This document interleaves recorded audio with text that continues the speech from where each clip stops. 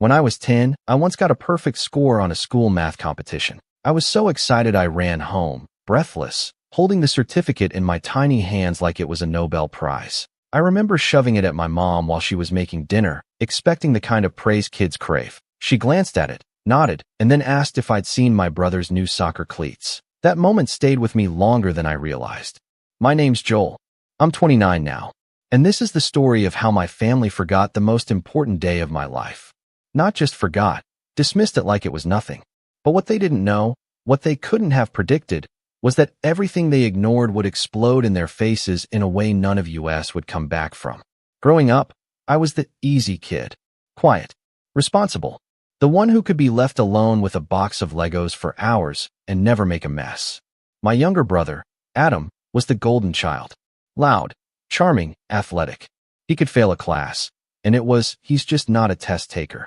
I could get straight A's, and it was, well, that's what we expect from you, Joel. At some point, I stopped trying to impress them. You can only scream into a void for so long before you give up and just go quiet. Still, I love them. Or maybe I just wanted to be loved. Even as an adult, I kept giving them chances. I called home regularly, visited every few months even though I lived out of state. I remembered birthdays, sent cards, asked about Adam's games, even when I knew they'd never once asked about my career. I'm a documentary editor, by the way. Nothing flashy, but I've worked on a few Netflix and Hulu projects. Not that they ever watched any of them. I told them once I'd been nominated for an editing award. Mom blinked and said, "That's nice, sweetie." Adam's team made it to regionals. Adam was always the center of gravity in our family. His soccer games were sacred. I'm not exaggerating. One time we had a relative's funeral. My dad left the wake early to make it to Adam's 1 p.m. kickoff. When I had my college graduation, they came but left during the lunch reception because Adam had training. They missed my speech. I was class valedictorian, so I started drawing boundaries. Quietly, subtly, I stopped sharing big wins with them. When I got my first apartment, I didn't tell them until a week later. When one of my projects trended on YouTube, I never brought it up. I kept my expectations low. But then I met Elise. Elise is everything I'm not. Warm, bubbly, unapologetically emotional. She's the kind of person who cries at strangers' wedding videos and makes friends in grocery store lines. We met while I was editing a piece on environmental conservation. She was a consultant on the project. She had a calming presence and an annoying habit of calling me out when I tried to downplay myself. Within a year, I knew I wanted to marry her. The proposal was simple. Just the two of us on a lakeside hike, a camera hidden in my backpack, and a ring I'd carried around for 3 weeks because I couldn't find the perfect moment. When I finally asked, she laughed through her tears and told me she'd been waiting for me to catch up. She'd already told her mom it was happening. Her family welcomed me with open arms. Her dad even hugged me, something my own father hasn't done since I was a teenager. Planning the wedding wasn't exactly a walk in the park. Elise wanted something small and intimate. I wanted that too. Neither of us cared for huge venues or fancy catering, but we did want it to be meaningful. We set the date 8 months out, just enough time to get everything in order without dragging it out. I told my parents the news over the phone. I remember the silence after I said, "We're getting married." A beat too long. Then my mom said, "Oh, that's wonderful, honey. When's the date?" I gave it to her, excited. There was another pause. "Oh, that's the same weekend as Adam's championship match." I blinked. "Okay, but I mean it's 8 months from now. That's plenty of time, right?" "Joel," my dad chimed in, "you know how important this season is for Adam. His coach said college scouts will be there. I'm not asking you to choose a random game over my wedding. This is a once-in-a-lifetime event. We'll figure it out," Mom said quickly, but it felt like a brush-off. Like she was already preparing the excuse in her head. Elise was sitting beside me during the call. When I hung up, she didn't say anything at first. Then she asked, "Do you think they'll come?" I gave her the only answer I could. I hope so. Over the next few months, things got weirder. I'd text my mom with updates. Venue booked, florist found, Elise's dress was stunning, and get one-word replies. Dad didn't respond at all. Meanwhile, I'd hear through my cousin that my parents were traveling every other weekend for Adam's away games. My cousin even joked, "Is your brother the next Ronaldo or something?" At our engagement party, hosted by Elise's parents, my family didn't show. No call, no message. Just a text from Mom the next day saying, "Sorry, Things got busy this weekend. Hope it went well. I started to spiral a bit. Was I overreacting? Being dramatic? Elise told me to talk to them directly. So I did. I called Mom one afternoon and just laid it all out. I feel like you're not excited. Like you're not even planning on being there. She gave a long sigh. Joel, weddings aren't everything. We went to yours and Adam's kindergarten graduations. We've supported you both equally. That was so wild I had to laugh. Equally? Mom, you left my college graduation early for one of Adam's scrimmages. It wasn't a scrimmage. It was a team dinner. Even worse. I think you're being unfair. And selfish. Selfish. That word cut deep. I'd spent my entire life folding myself into whatever shape they needed. Quiet, understanding, low maintenance. I swallowed the rest of the conversation. It wasn't worth it. Not then. A week before the wedding, I tried one last time. I called both of them, conference style. Told them again how much it meant. How I'd grown up watching them put Adam first. And how for once, I needed them to show up for me. I said it plainly. This is the biggest day of my life. If you miss it for a soccer game, I'll take that as the answer to every question I've ever had. They laughed. My mom actually laughed. Joel, don't be so dramatic. It's not like it's your funeral. And then Dad said, we'll see what we can do. But Adam's worked really hard. I stared at the wall for a long time after that. Elise came in, saw my face, and didn't even ask. She just held me. And then the wedding day came. We stood beneath an old oak tree, surrounded by Elise's smiling family and a few of our closest friends. I scanned the crowd before the ceremony.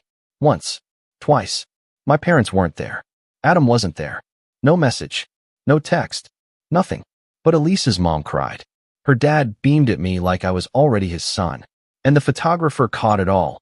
The raw joy, the sunlight in Elise's veil, the way her eyes lit up when we kissed. I posted a few pictures online later that night. Nothing fancy. Just a caption, married the love of my life today. By morning, the post had gone viral. Not millions viral, but enough. Enough that friends of friends were sharing it. Enough that Elise's extended relatives were commenting, tagging others, sending congratulations. And then one comment from someone I didn't know. Wait, where's the groom's family? That was the spark. The fire that followed. Well, let's just say it burned hotter than I expected. And it hadn't even reached my father, yet. I didn't respond to any of the comments that first day. I told myself it didn't matter.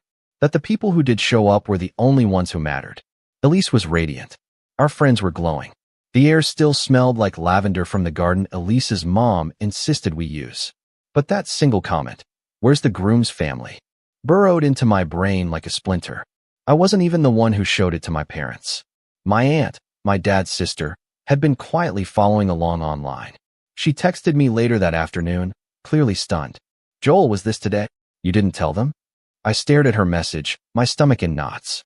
I told them. 8 months ago. I reminded them 3 times. I didn't hear back from her, but I imagined the rest. I imagined her calling my father. I imagined the fight. My family is many things. Communicative isn't one of them. But when gossip is in the air, they're like bloodhounds. 3 days after the wedding, I finally got a call. From my dad. He sounded tired. Joel, he said, voice low. Why didn't you tell me the wedding was that weekend? I was silent for a second. I could feel Elise watching me from across the room. I did tell you. More than once. No, you said it was sometime in May. You never said the 14th. Dad, I have the texts. He didn't respond. Just breathed. Mom knew. I added, letting the words hang like smoke. She confirmed it. She laughed about it, remember? The silence that followed wasn't defensive. It was still. I didn't know, he repeated again. But if your mother did, we're going to have a problem. Something shifted in that moment. The ground underneath my family tilted. My dad wasn't yelling. He wasn't accusing. He sounded betrayed. Just like me. And for the first time in a long, long time, I realized something. My mother had manipulated him, too. And that wasn't the end of it. Not even close. Because what came next, the fallout, the layers of buried truth, the real reason behind their absence, that's when everything broke open. But I'm getting ahead of myself. 2 days after the phone call, my dad texted me. It was a screenshot. A Facebook post from my mom. So proud of Adam for scoring the winning goal this weekend. What a memory. Some moments you never forget. Underneath was a photo. The whole family was there. My mom, my dad, my brother, 2 cousins, even my grandmother in a lawn chair. Saturday, May 14th. The same day as our wedding. I read the caption again. Some moments you never forget. Something inside me cracked. Not like a clean break. It splintered. I showed the photo to Elise. She didn't say a word. Just sat on the couch, hand over her mouth. I think she knew I needed to be the one to speak first, but I couldn't. My throat felt tight. I didn't cry. I didn't rage. I didn't even breathe for a full minute. I just stared. Then she said, "You should show her the pictures." So I did. I messaged my mom that evening. No long explanation.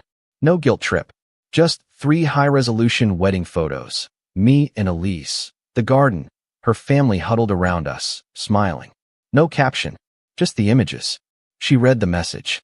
No response. An hour later, I checked again. Still nothing. Then I got a phone call. From Adam. "Dude, what is your problem?" he barked. "My problem. You couldn't just be chill for once? You had to post your wedding all over the internet and make mom look bad." I blinked, stunned. "Adam, are you serious right now? She's getting torn apart in the comments, Joel.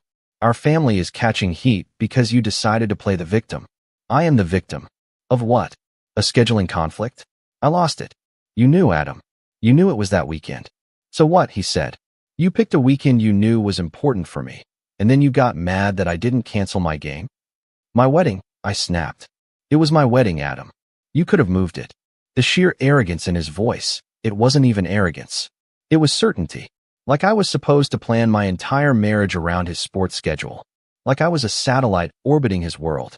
"I hope the scouts saw your goal," I said flatly. "Because you missed the only thing that mattered to me." He hung up. I didn't tell Elise about that call. Not right away. I couldn't. I felt too raw. Too stupid. And then, 2 days later, it got worse. My cousin Sarah, bless her, called me sobbing. She'd been scrolling through Facebook and found a private group message between my mom, 2 aunts, and a few family members. One of them had screenshotted it and shared it with her. And Sarah, God bless her twice, sent it to me. It was dated 5 months ago. "Joel says the wedding is May 14th. Adam has a game that weekend, so we obviously can't go. I don't want him making a scene about it. Let's all agree to say we thought it was the week after if it comes up." Another message from one of my aunts. "Maybe tell him you never got the invitation." Could work. And another. "It's not like he's close to us anyway. Just Elise's family and some artsy coworkers." I read those messages over and over, like some part of me hoped the words would rearrange themselves into something less cruel. They never did. I called my dad. Sent him the screenshots. He didn't pick up. An hour later, I got a message from him. "I'm staying at a hotel for a few nights." That was all it said. No explanation. No context. But I knew. And then the phone rang again. It was my grandmother. 83 years old. Rarely calls anyone. She didn't even say hello. Just launched into it. "Joel, what in God's name is going on? Your mother's in a state. Says your father's threatening divorce. Says you're spreading lies about the family online." I felt something inside me harden. "They're not lies," I said. "Did you know they skipped my wedding?" A pause. "I thought it was a small courthouse thing." "Because that's what she told you." Silence again. "Joel, she said you didn't invite them." I almost laughed. "I sent invitations. I called. I begged." She lied. To everyone. "I don't know what to believe anymore," she whispered. "Believe the photos," I said. "Believe the silence." The call ended. I felt numb. Elise sat beside me, her hand in mine. "They're unraveling," she said softly. I nodded. She made a choice. And now everyone sees it. But I hadn't seen it all. Not yet. A week after the wedding, my father showed up. Unannounced. No suitcase, no smile. Just stood at our door, hat in hand, eyes bloodshot. I let him in. Elise gave him a polite nod, but stayed upstairs. He sat on our couch like he wasn't sure he deserved to. "I didn't know," he said again. "You keep saying that." "I say it because it's true. I told you." "I know. But she told me you changed the date. That the invitation must have been lost. That you were being vague on purpose.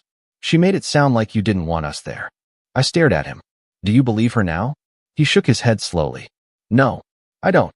I didn't respond. He looked around the room. His eyes lingered on a wedding photo on our mantel. He reached for it, then stopped himself. "I missed this," he said, voice breaking. "And I'll never forgive myself." I didn't have it in me to comfort him. Not yet. Maybe not ever. But then he said something I'll never forget. "If she really did what you say she did, we're done." And that's when I realized something deeper than the betrayal. This wasn't just about me. My mother's manipulation hadn't been aimed solely at me. It had warped our entire family. She'd built a world around Adam, weaponized loyalty, rewrote narratives, controlled the flow of information. And now it was all falling apart. But the breaking point didn't come until a week later, when I found out what my mom had planned next. And that's when the real storm hit. I didn't expect things to get quieter after my dad's visit. I thought there'd be yelling, confrontations, tearful apologies, or dramatic phone calls. But there was just silence. A thick, stifling silence. Like my family had collectively pressed pause on reality, hoping if they waited long enough, I'd let this all go. That I'd be the one to smooth things over, like I always had. That I'd downplay the pain and let them keep rewriting the story, turning a deliberate betrayal into a harmless misunderstanding. But I didn't reach out. Not this time. And they didn't either. Instead, the first sign that my mother hadn't moved on came from an unexpected place. Elise's uncle, Mark. Mark's a blunt, no-nonsense kind of guy. Served in the Navy, now runs a woodworking shop and makes jokes so dry they might catch fire in the sun. We'd bonded during the wedding planning over our mutual love of silence and espresso. He wasn't the kind of man to call just to gossip, which is why his message raised every hair on my neck. Hey kid, you might want to talk to your HR department. Someone's been sniffing around, asking weird questions. I called him immediately. He told me a woman had reached out to the consulting firm Elise worked with, claimed to be fact-checking for an article.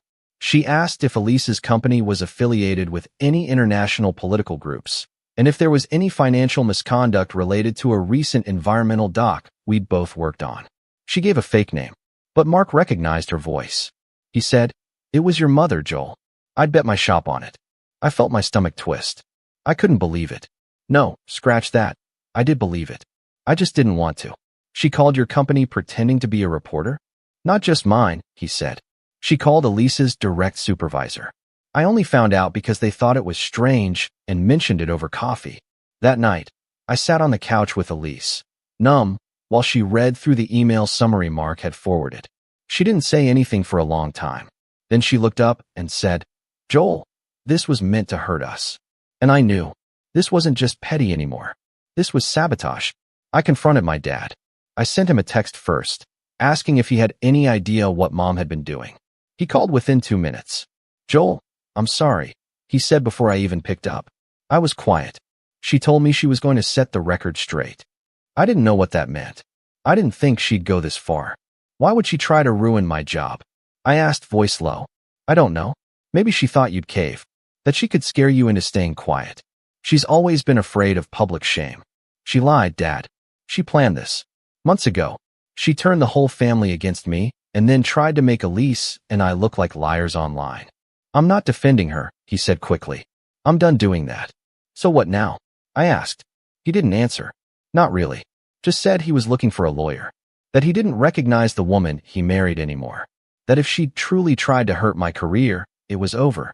I didn't feel satisfied. I didn't feel vindicated. I just felt empty. The next few weeks blurred together. Elise kept me grounded. She made tea in the mornings and started playing our wedding playlist during breakfast to remind us of the good. We framed the best wedding photos and hung them in our hallway. We started walking in the evenings. Sometimes we didn't even talk. We just walked. But deep down, I knew I wasn't okay. Because when your own mother tries to destroy your life, it doesn't just sting, it unroots something. You start questioning your memories, your judgment, yourself. Was I blind? Was I too eager to believe the best in people who had shown me, over and over, how little I mattered? I stopped checking my phone. I muted the family group chat, though it had gone eerily quiet anyway. Elise's parents invited us over every Sunday for dinner, and while I loved them, I also felt like an orphan pretending to have a family. I hit rock bottom 2 weeks later when I received a letter. It wasn't from my mom, not from my dad. It was from my grandmother. It was handwritten in a wobbly scrawl, the ink smudged in places like she'd been crying as she wrote. Dear Joel, I want you to know something. I didn't know the truth. I didn't know they were lying. Your mother told us you were being difficult, that you didn't want a big wedding, that you told her not to come. I believed her. I'm ashamed of that. I always thought I was close to you, but I see now that I chose to believe the louder voice. I'm sorry. I don't expect forgiveness, but I needed to tell you I'm sorry. And I saw the photos. You looked so happy. So sure. Please know that I'm proud of you. I always have been. Love. Grandma. I read it 3 times before I started crying. Not the quiet kind. Not the single tear down the cheek like in the movies. The gut-wrenching, body-shaking kind that comes from years of swallowing hurt you never had the words for. That night, Elise held me while I cried into her shoulder, and something shifted. I realized I'd been waiting for my family to rescue me from the pain they'd caused. But they never would. I had to rescue myself. So I started small. I replied to my grandmother's letter. I thanked her for her words. I told her I forgave her and hoped to see her soon. Then I called my cousin Sarah, the one who'd sent me the screenshots. We had lunch downtown, and for the first time in months, I laughed. She filled me in on the family gossip. My mom was furious, saying I was trying to destroy her reputation, and that my dad had betrayed her. My aunts were divided. One had quietly messaged Elise to say she was sorry. The other unfriended me on Facebook. My mom was still denying she'd made the calls to Elise's company, but apparently she'd been caught in another lie. She told my aunt she hadn't known the wedding date, and that same aunt remembered being invited to it explicitly in a group email. Things were fracturing. Fast. But for the first time, I didn't feel like the broken one. I poured myself into work. I picked up a freelance docuseries project about forgotten World War II photographers. Long days of editing, slow piano soundtracks, and dusty old black and white footage. There was something comforting about working on stories of people who'd been ignored and overlooked. It felt personal. I started going to therapy again. Elise encouraged me. At first, I was hesitant. What if it didn't help? What if digging it all up made it worse? But the first session hit me like a freight train. Not because of anything dramatic. Just a simple question. When did you first learn your needs weren't important? I didn't have an answer, but I knew I'd been living under that belief for most of my life. Over time, I started shedding it. Slowly. Like peeling off an old, suffocating coat I didn't know I'd been wearing. I reached out to people I'd distanced myself from, college friends, a few old coworkers. I let people in again. I even joined Elise in one of her volunteer projects, a local youth media program, helping high school kids learn video editing. It was strange, being looked up to, but it also healed something. My confidence came back. My laughter came back. And one afternoon, sitting in a sunny cafe with Elise, I got an email. From Netflix. They wanted to feature one of the documentaries I'd worked on in a spotlight series. They called it Hidden Visionaries, and they wanted to interview me. I sat there in stunned silence, rereading the message. Elise looked at me, grinning. What? I showed her. She shrieked so loudly the couple next to us jumped. We celebrated that night. And for the first time in months, I didn't feel like I was trying to outrun the past. I felt like I was walking towards something I'd built. The following week, I posted about it on social media. Just a simple announcement, with a clip of the documentary trailer. The comments came pouring in. Congratulations. Pride. Surprise. And then, buried in the middle, a comment from someone I hadn't heard from in a long, long time. My mom. Proud of you. Wish we could have been there from the start. No apology. No ownership. Just a vague, passive admission buried under the guise of praise. I stared at the comment for a long time. And then I deleted it. Not out of anger. Out of peace. Because I didn't need her to be there anymore. I'd already risen without her. But the real turning point, the moment where everything I'd built collided with everything she tried to destroy, was still to come. And when it came, it didn't just end the fight. It exposed everything. When the Netflix feature went live, it changed everything. Not just my career. Though yes, I started getting cold calls from producers, journalists, even a university professor who wanted me to guest lecture. But it changed me. Something about seeing my name in those credits, hearing my voice in the behind-the-scenes interviews, and watching the doc trend in the most watched list for 3 straight days made everything else finally click into place. I wasn't the forgotten son anymore. I wasn't the backup plan. I wasn't the one who had to beg to be seen. I was seen. Fully. Publicly. Permanently. And she saw it too. Because not even a week after the documentary blew up, I got an email. It wasn't from my mom. Not directly. It was from her church group's leader, someone I'd only met once, years ago, who always smelled like lemon-scented candles and wore necklaces with giant crosses. Hi Joel. I hope this message finds you well. I wanted to say how inspiring your documentary was. Our entire fellowship watched it together during our Sunday evening film night. Truly beautiful work. Your mother is so proud. She told us all how she always knew you'd do something special. We'd love to have you come speak at one of our gatherings soon. I read it twice, then again, just to be sure I wasn't misreading it.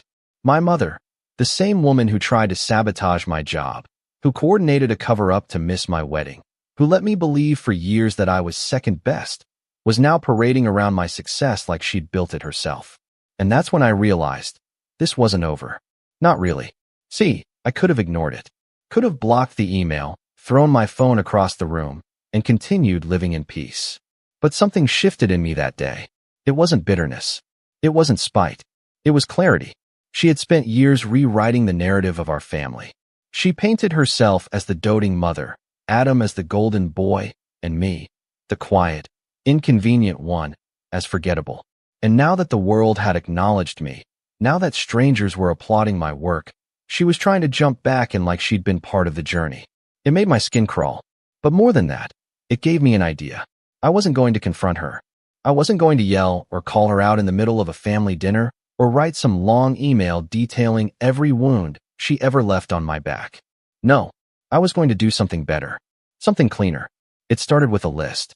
I wrote down everyone she had lied to, everyone she had manipulated during the wedding fallout. My grandmother, my aunts, Adam, even some family friends she weaponized to spread her version of the story. I listed the people she'd painted me as difficult to, the ones she had told I didn't invite them, or chose a private wedding to avoid family drama. Then I made a second list. Everyone she respected, everyone she wanted approval from, church leaders, former coworkers, her little Facebook crafting group that commented on each other's scrapbook photos and shared Bible quotes over minion memes. Because here's what I learned from therapy and 6 months of hard-earned clarity. People like my mother don't just crave control, they crave admiration. They survive on the perception of being the good one. And the moment you take that away, their world starts to collapse. So I started planning. The Netflix buzz was still high, so I capitalized on it. I agreed to do a podcast interview, one hosted by a filmmaker who loved family-centric narratives and had a huge following. I knew exactly what I was doing. During the interview, she asked me about support systems, about what helped me keep going during the toughest moments of my career. And I answered, carefully. I had to learn that sometimes your real family isn't the one you're born into. It's the one that shows up, the one that celebrates you, not just tolerates you. I got married recently, and my in-laws have been incredible, truly. But my side of the family didn't attend. It was a choice they made, and I've made peace with that. The host leaned in. Wait, they chose not to come. I nodded. Yeah, it was hard, but it taught me something valuable. You can't force people to care. You just have to recognize when they don't, and stop begging for crumbs. I didn't say names. I didn't need to. The podcast went viral. Clips were shared across Twitter, TikTok, and Instagram. Stop Begging for Crumbs became a trending audio. People stitched it with their own family stories. It resonated with thousands, possibly millions. And my mom? She was fuming. I found out through my cousin Sarah, who texted me screenshots from our mom's now private Facebook page. How dare he twist the truth like this? We always supported him in our own way. Not every parent has to attend a wedding to prove love, but she wasn't denying it anymore. She was defending it. And that was all I needed. Because next came the fundraiser. Elise had been helping her local youth media nonprofit for a while now. They were low on funds and needed a new editing lab. I offered to donate equipment, and then, impulsively, I offered to sponsor the entire program. We renamed it the Joel Wexler Initiative for Young Storytellers. They wanted to announce it publicly. Press release, launch event, the works. I agreed, but only under one condition. I got to write the official donor letter. And I did. I was fortunate enough to find my voice in the world of storytelling, but I didn't always feel heard.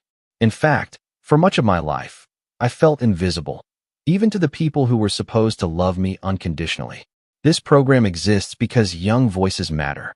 Their stories deserve to be heard before the world tells them they're too quiet, too weird, too inconvenient. I dedicate this initiative to the families we build when our birth families fall short. It hit hard. It made headlines in local news. Elise's parents cried when they read it. And then, a week later, the invitation came.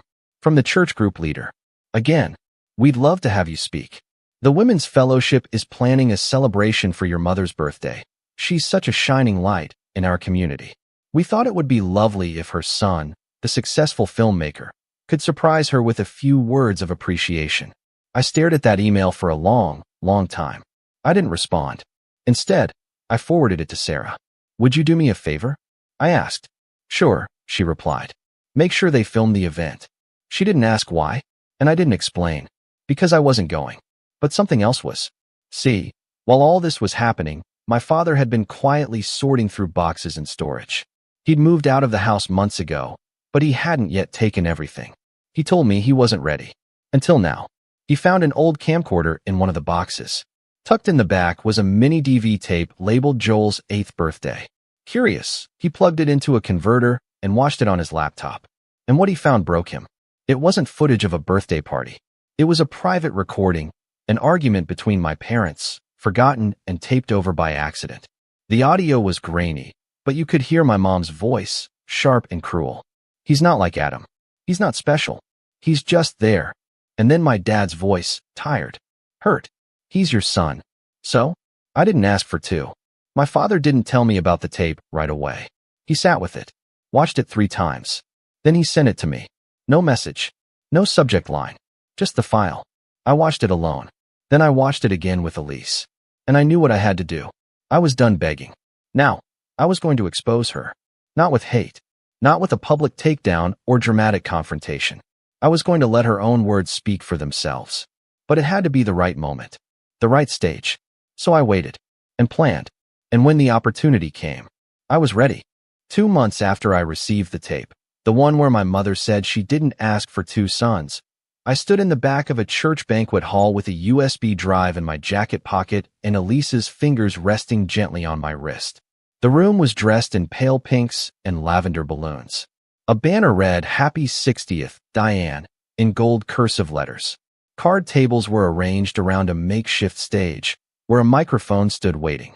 My mother, Diane, stood near the center, surrounded by women in floral blouses and wide smiles, soaking in the compliments like a sponge left too long in dishwater.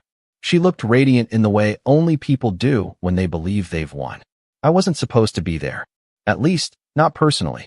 When I'd received the invitation to her birthday event, clearly meant as a PR opportunity to reclaim her social standing, I said nothing. But through Sarah, who was now fully on my side, I'd learned they were planning a video montage. Family memories. Old home movies. Exactly what I was counting on. Sarah offered to help. She volunteered to gather footage for the slideshow and coordinated with the church's AV team under the guise of being my mother's niece and a tech-savvy angel. It didn't take much convincing. Everyone loved Sarah, and no one in that room knew the full story, not yet.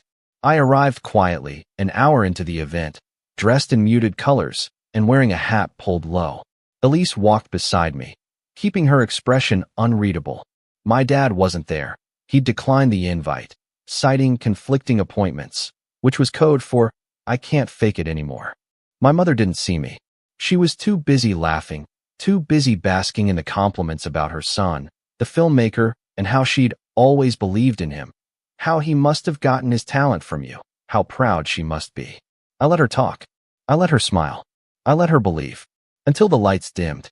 Someone took the mic. "We're going to play a little video montage for Diane. Some memories from over the years. From birthdays, holidays, and family moments we all treasure." There was applause. A few phone cameras raised. And the screen flickered to life. It began innocently. My baby photos, Adam's soccer highlights, grainy clips of us opening Christmas presents in footy pajamas. My mother gasped and covered her mouth, tears gathering at the corners of her eyes. But then the sound shifted. The next clip was darker, both visually and tonally. The timestamp read August 2002. The shaky footage of my 8th birthday ended, and static filled the screen. Then, voices. "He's not like Adam. He's not special. He's just there." The room fell still. You could have heard a pin drop. "He's your son." So? I didn't ask for 2. My mother's face froze. At first, people thought it was part of the video. Maybe a joke. An outtake. But then it became clear. There was no music. No laughter. Just 2 people arguing. Her voice. Young. Sharp. Unmistakably hers. And my father's voice, trying to defend me. He's sensitive. He tries. You don't see it because you're too busy bragging about Adam. Oh, please. One of them's going to make us proud. The other will probably end up crying in a corner somewhere. The gasps came then, slowly, rippling through the room like an echo underwater. The clip ended. Static again. And then the screen faded to black. Silence. Complete, suffocating silence. I stepped forward, pulled the hat from my head, walked slowly to the front, heart pounding but hands steady. I took the microphone as my mother turned toward me, her face pale, her mouth slightly open, frozen in shock. Some people recognized me immediately. Others took a moment. But within seconds, the whispers began. I took a breath. Hi, I'm Joel, Diane's son. More murmurs. One woman clutched her chest. I wasn't planning to speak tonight, but since my mother's been sharing my story with so many of you lately, claiming credit for a life she actively tried to sabotage, I thought it was only fair to let you hear a different version. My mom opened her mouth. I held up a finger. Calm. Controlled. Don't. You've said enough. I turned back to the room. I was told my mother didn't come to my wedding because of a scheduling conflict, that she supported me in her own way, that I was overreacting. I paused. I believed that for a long time. I even believed it when she tried to damage my career behind the scenes. When she called my job pretending to be a reporter. When she told our family I didn't invite them. I believed her lies because, like most kids, I wanted to believe my mother loved me, that I mattered. I glanced down, letting the silence stretch. But I don't believe it anymore. Because love doesn't look like sabotage. It doesn't sound like that tape. And it sure doesn't skip your wedding to attend a soccer game. A man near the front shifted uncomfortably. A woman beside him put a hand over her mouth. My mother tried again. Joel, please, this isn't the time. Isn't it? I turned to face her directly. You made my wedding about you. You made my success about you. You twisted every moment I've ever had into something you could claim. And now you want sympathy because I finally stopped letting you rewrite the narrative? Her eyes filled with tears. I am proud of you, she whispered, voice trembling. You're proud now, I said. Now that strangers are clapping. I took a final breath. You taught me that people only love you if you make it easy. But I'm done making it easy. I'm done apologizing for needing love you never wanted to give. I stepped back, handed the mic to Sarah. She nodded, lips tight, and I walked out. I didn't look back. Elise was waiting outside the doors. Her eyes were shining, but she didn't say a word. She just took my hand, and we walked out into the cool evening, the sounds of shocked murmurs trailing behind us. Later, I heard that my mother sat down and didn't speak for the rest of the night. Some people left early. Others stayed and awkwardly picked at slices of cake.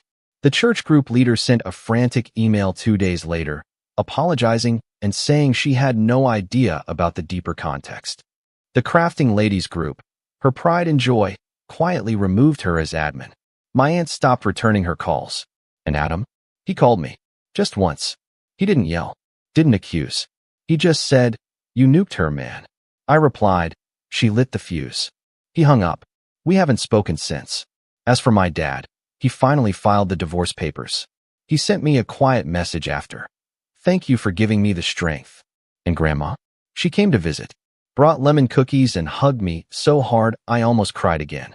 We didn't talk about the video. We didn't need to. Because some things, once seen, can't be unseen. And me?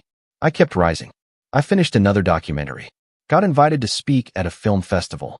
Elise and I traveled to Italy for our belated honeymoon. I finally gave that guest lecture at the university. And every time someone asked me about my success, I told them the truth. It didn't come from talent alone. It came from silence. From being overlooked. From learning how to listen so closely that I could see what others missed. It came from knowing how it feels to be forgotten and deciding I'd never forget myself again. My mother tried to erase me from her story, so I wrote my own. And this time, it's permanent. My name's Alex, and I never thought I'd be the kind of person to cut off my own parents. But after everything they put me through, I don't regret it for a second. For 5 years, I paid their bills. Rent, utilities, groceries, anything they needed. I covered it. They always had an excuse. My dad had back problems that made working impossible. My mom insisted she was too old to get a job, even though she was barely in her 50s. And my sister, Emily? She never lifted a damn finger. Emily was the golden child.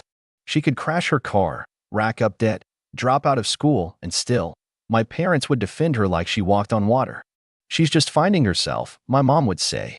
She'll figure it out eventually. Meanwhile, I was the one who had to figure everything out from the moment I turned 18. I worked my ass off to get where I am. Late nights, long hours, stress, sacrifice, you name it. And because I made something of myself, my parents treated me like their personal ATM. It started small. A little help with rent here, a bill there. Then it became monthly payments. After a while, they didn't even ask anymore. They just expected it. Family helps family, my mom would say whenever I hesitated. You're doing so well, sweetheart. It's not like you can't afford it. And for years, I let it slide. I told myself they needed it, that I was doing the right thing, that maybe, just maybe, they'd appreciate it someday. But appreciation never came. Only entitlement. The breaking point wasn't immediate. It was more like a slow realization, a pile of small betrayals that eventually crushed me. It started when I got married. My wife, Sarah, never said anything at first, but I could tell she didn't like the way my parents treated me. She saw what I refused to see, that they didn't love me so much as they loved what I could do for them. Even after our daughter was born, they never changed. I thought having a granddaughter would make them different, that they'd want to be involved. But Emily still came first. My mom would cancel visits last minute because Emily needed her for something. My dad never bothered to come at all. If I didn't make the effort, they wouldn't see my daughter at all. Then came the moment that shattered everything. I had an important work event, something I couldn't miss. Sarah had a last-minute business trip. We just needed one night of help. So I called my mom and asked if she and dad could babysit. She laughed. Actually laughed. "Oh, Alex, we're not your servants," she said. "We raised our kids already. It's not our job to take care of yours." I don't even remember what I said next. I just remember hanging up and staring at the wall, feeling like a fool. 5 years of paying their bills, covering their expenses, making sure they never had to struggle, and the one time I asked for something in return, they dismissed me like I was nothing. I wish I could say that was the end of it, but it got worse. A lot worse. I sat there for a long time, phone still in my hand, replaying the conversation in my head. Maybe I misheard her. Maybe she didn't mean it like that. But deep down, I knew better. The years of being used, the endless excuses, the way they put Emily on a pedestal while treating me like a walking wallet, it all made perfect sense now. Still, I needed to hear it from them directly. I needed to see them say it to my face. So, I got in my car and drove straight to their house. The drive was short, but my mind was racing the entire way. I wasn't even sure what I was going to say.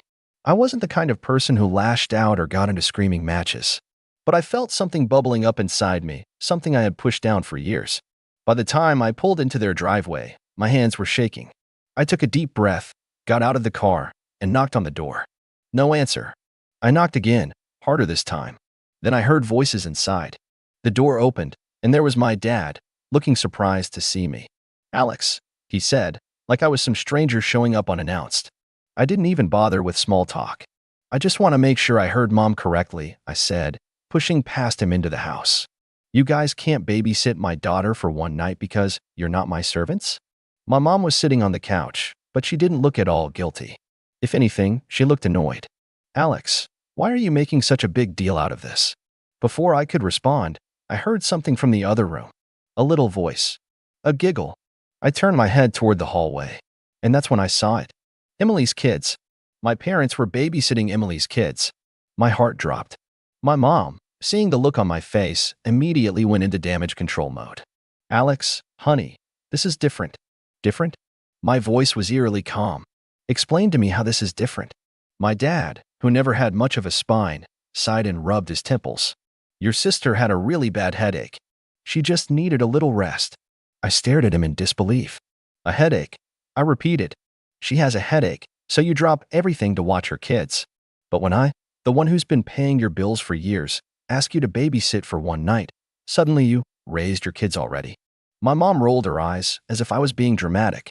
"Alex, it's not like that.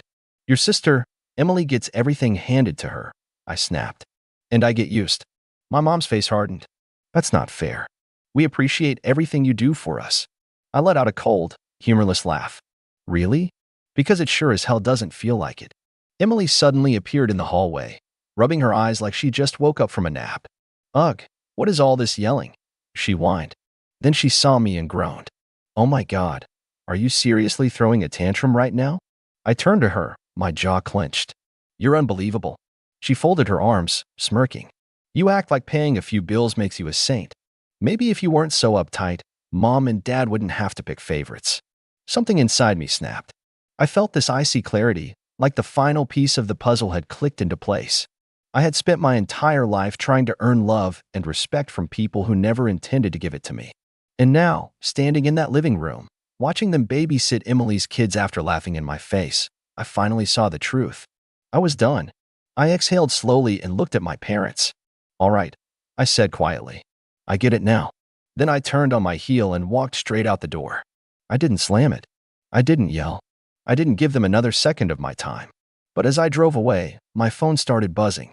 First my mom, then my dad, then Emily. I didn't answer. And that was just the beginning. I ignored every single call. Let them wonder. Let them stew. I wasn't going to waste another second being manipulated. By the time I got home, Sarah was already back from her trip, sitting on the couch with our daughter asleep in her arms. She looked up when I walked in and immediately knew something was wrong. What happened? She asked softly. I sat down next to her, running a hand through my hair.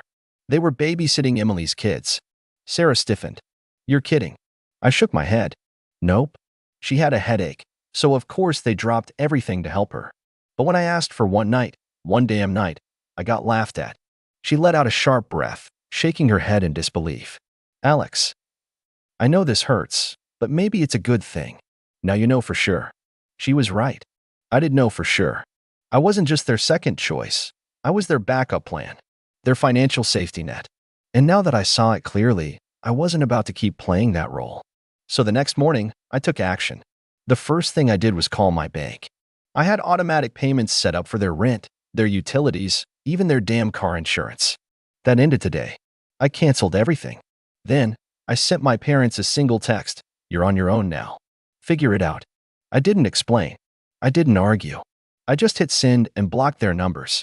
Within the hour, the chaos began. Sarah and I were eating breakfast when my email dinged. Then my work phone rang. Then Sarah's phone. I had blocked them, but they were persistent. I sighed, opening my email. From Mom subject? Are you serious? The message was exactly what I expected. Alex, I don't know what's gotten into you, but this is ridiculous. Family supports each other. You can't just cut us off like this. We have bills to pay. Your father's health isn't great, and your sister is struggling. I can't believe you'd be this selfish after everything we've done for you. I scoffed. Everything they've done for me? What? Birthing me? That was about where their support ended. Before I could even process that, Sarah's phone rang again. She checked the screen and grimaced. It's Emily. Let it go to voicemail, I muttered. But then, a text popped up from her. Sarah held up the phone so I could see. Emily texted, Wow, you're actually serious? You're screwing over Mom and Dad just because you didn't get your way for one night? Grow up, Alex. I clenched my jaw. Of course Emily would twist it like that. Of course she would make me the villain. I stood up, pacing the kitchen. You know what? Let them panic. Let them scream. I don't care anymore. Sarah gave me a proud little smile. Good. They don't deserve another second of your energy. And for the first time in years, I felt free. But the drama wasn't over yet. Because 3 days later, I heard a knock at my front door. When I looked through the peephole, I almost laughed. It was my parents. And they were crying. I stared through the peephole for a long moment, my stomach twisting. There they were, my mother and father, standing outside my house, looking absolutely pitiful. My mother had tears streaming down her face, and my father stood beside her, rubbing his temples like this was all some massive inconvenience. A part of me almost felt bad. Almost. Then I remembered every time they had used me, every bill I had covered, every sacrifice I had made while Emily sat back, doing nothing, yet somehow being treated like royalty. I remembered the laughter in my mother's voice when she dismissed me, like I was an idiot for even asking them to babysit. I felt a fire rise in my chest. Taking a deep breath, I unlocked the door and swung it open. The second my mother saw me, she launched into it. Alex, thank God. We've been trying to reach you. I folded my arms, leaning against the doorframe. Yeah, I noticed. My dad stepped forward, his expression a mix of exhaustion and frustration. Alex, son, we need to talk. No, you need to talk. I shot back. Because I already said everything I needed to. My mother clutched at her chest like I had just stabbed her. How can you be so heartless? We're family. I let out a sharp, humorless laugh. Oh, now we're family? That's funny, because when I needed you, when I needed one night, just one, you laughed in my face. But when Emily has a headache, you roll out the red carpet for her. Mom's face twisted into an ugly frown. That's not fair. Not fair. My voice rose. What's not fair is me paying your bills for 5 years while Emily did absolutely nothing. What's not fair is me bending over backwards to help you, only to be treated like an afterthought while she gets to be the golden child. You can sit here and cry all you want, but I see the truth now. My dad sighed heavily, shaking his head. Alex, come on. We appreciate everything you do for us. I scoffed. No, you appreciate my money. Big difference. That shut them up real quick. My mom's face crumpled like she was about to start full-on sobbing. We didn't think you'd actually go through with it, she admitted, wiping at her eyes. You've always been so responsible. So good to us. We thought you'd calm down and fix this. I gritted my teeth. Fix what, Mom? The fact that you've been using me? That you've been emotionally manipulating me into paying for everything while Emily does nothing? That you take me for granted and act like she's a damn princess? My mother sniffled. We're not using you. We just relied on you a little too much. I shook my head. No. You exploited me. You guilt-tripped me into believing that it was my job to take care of you. But it's not. You're grown adults. If you can't afford your own bills, that's not my problem anymore. Dad, ever the peacekeeper, rubbed his face in frustration. Look, I get it, okay? We screwed up. We screwed up. I repeated, letting out a bitter laugh. Screwing up is forgetting to send a birthday card. This is years of manipulation. This is me realizing that the only reason you ever treated me kindly was because I was useful to you. My mother shook her head desperately. That's not true. We love you, no. I cut her off coldly. You love what I do for you. There's a difference. Silence. For the first time in my life, they actually seemed speechless. But then, right on cue, my mother did what she did best. She flipped the script. Her sadness morphed into anger, and suddenly, I was the villain again. You are being so cruel, Alex, she snapped. Do you have any idea what you're doing to this family? We are struggling. We are barely keeping our heads above water. And instead of helping your own flesh and blood, you're throwing a tantrum over babysitting? My jaw tightened. No. I'm finally standing up for myself. You're being dramatic, she scoffed. You're cutting us off over nothing. I felt a dangerous calm settle over me. Nothing? I echoed. You think this is nothing? I took a step closer, lowering my voice. Mom, I have spent the last 5 years keeping a roof over your head while Emily did nothing. You have drained me, financially and emotionally, and the one time I asked for something in return, you laughed in my face. You called me selfish. But now that I'm done being your ATM, suddenly you're crying outside my house. She looked away, sniffling. My dad cleared his throat awkwardly. I nodded, the realization settling in fully. That's what I thought. Mom exhaled sharply, regaining some of her usual venom. Fine, she said bitterly. If this is how you want it, then fine. But don't come crawling back when you realize how much you need us.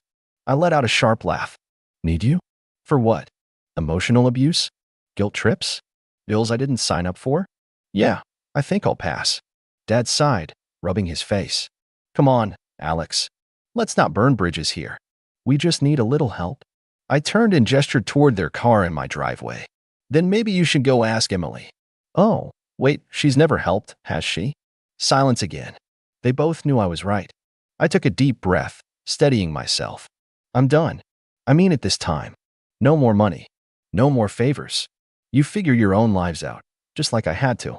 Mom opened her mouth to argue, but I was already stepping back inside. And without another word, I shut the door in their faces. I leaned against it, my heart pounding, my breath coming in short bursts. For a second, I just stood there, listening. I could hear them murmuring, their voices frantic. My mother was sniffling, my father sighing. Then, slowly, their footsteps retreated. I peeked through the window. They were standing by their car, arguing with each other.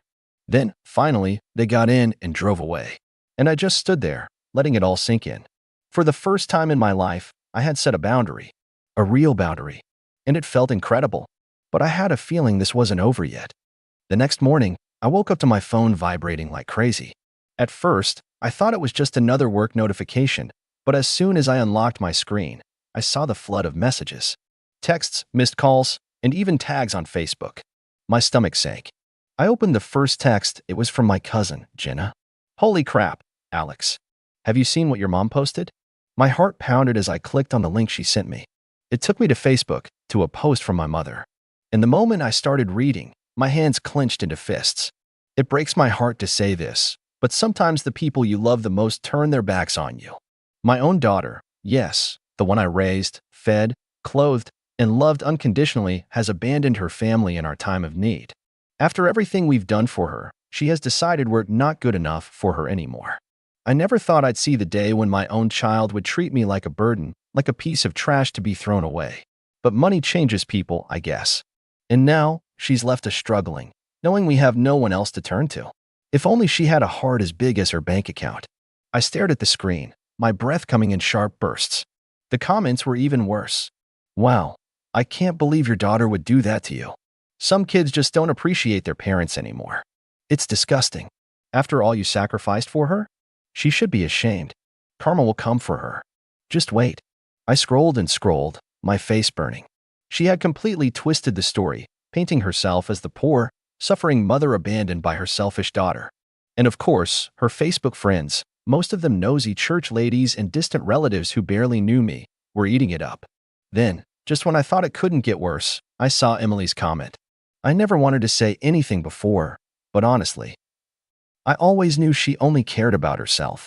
Mom and Dad have given her everything, and this is how she repays them? Disgusting. That did it. I wasn't just angry anymore. I was livid. I grabbed my phone and dialed my mother's number. She picked up almost immediately, like she'd been waiting for my call. Oh, so now you want to hawk? She said, her voice dripping with fake innocence. Are you kidding me? I snapped. What the hell is that Facebook post, Mom? You're seriously lying to everyone and making me look like some heartless monster. She let out a long, dramatic sigh. I don't know what you mean, sweetie. I was just sharing my feelings. Isn't that allowed? I gritted my teeth. You lied. You made it sound like I abandoned you for no reason when you've been using me for years. Oh, using you? She shot back, suddenly all venom. I don't recall putting a gun to your head and forcing you to help your own parents. You did that all on your own, but I guess money makes people selfish. I should have known you'd turn out like this. I almost laughed at the sheer audacity of it. You're unbelievable, I said. I finally stand up for myself, and instead of apologizing, you run to Facebook to play the victim? Well, I am a victim, she said, her voice trembling now, like she was trying to squeeze out some tears. Your poor father and I are struggling while you live comfortably, completely fine with leaving us behind. It's just, she sniffled dramatically, it's just so hard to believe my own daughter could be so cold-hearted. I clenched my jaw, gripping the phone so tightly my fingers ached. You're struggling? Then why were you babysitting Emily's kids yesterday? She can't even watch her own kids, but she gets to live in peace while I get guilt-tripped into supporting you. Mom hesitated, just for a second. But then she scoffed. Emily is different. She's not as financially stable as you. And besides, she doesn't turn her back on family the way you do. That was it. That was the final straw. I let out a slow breath, forcing myself to stay calm. You know what, Mom? Post whatever you want. Say whatever you want. But I hope you realize that you just burned any chance of me ever helping you again. Oh, honey, she said sweetly, her tone suddenly shifting. Don't be like this. You know I love you. I let out a humorless chuckle. No, Mom. You love control. And you just lost it. And with that, I hung up. I stared at my phone for a long moment, my blood still boiling. My notifications were still going off. Messages from relatives, mutual friends, even a couple of old classmates asking me what was going on. And then, an idea hit me. If she wanted to play dirty, I could play smarter. I took a deep breath, opened Facebook, and started typing. I didn't rant. I didn't insult. I just laid out the facts. How I had been paying their bills for years while my sister contributed nothing. How they had refused to help me when I needed them just once, and how they immediately turned around and did the exact thing for my sister that they claimed they weren't my servants for doing. I hit post and braced myself. The response was immediate. Messages flooded in, not just from friends, but from extended family, people I hadn't talked to in years. Some were supportive, furious on my behalf. Others were shocked, saying they had no idea what had been going on behind the scenes. A few tried to stay neutral, claiming family should stick together no matter what. But overwhelmingly, the tide was against my parents. And then my sister showed up in the comments. Wow, Can't believe you'd embarrass our parents like this. So much for family. That was rich, coming from someone who had done nothing but take and take while I carried the weight of responsibility alone. I didn't respond. I didn't have to. Others jumped in, calling her out, pointing out the blatant favoritism, the hypocrisy. Then came the messages from my parents. Mom texted, "How dare you do this to us? Do you have any idea how humiliated we are?" Dad texted, "Take the post down now. This isn't how family treats each other." Oh, so now family mattered?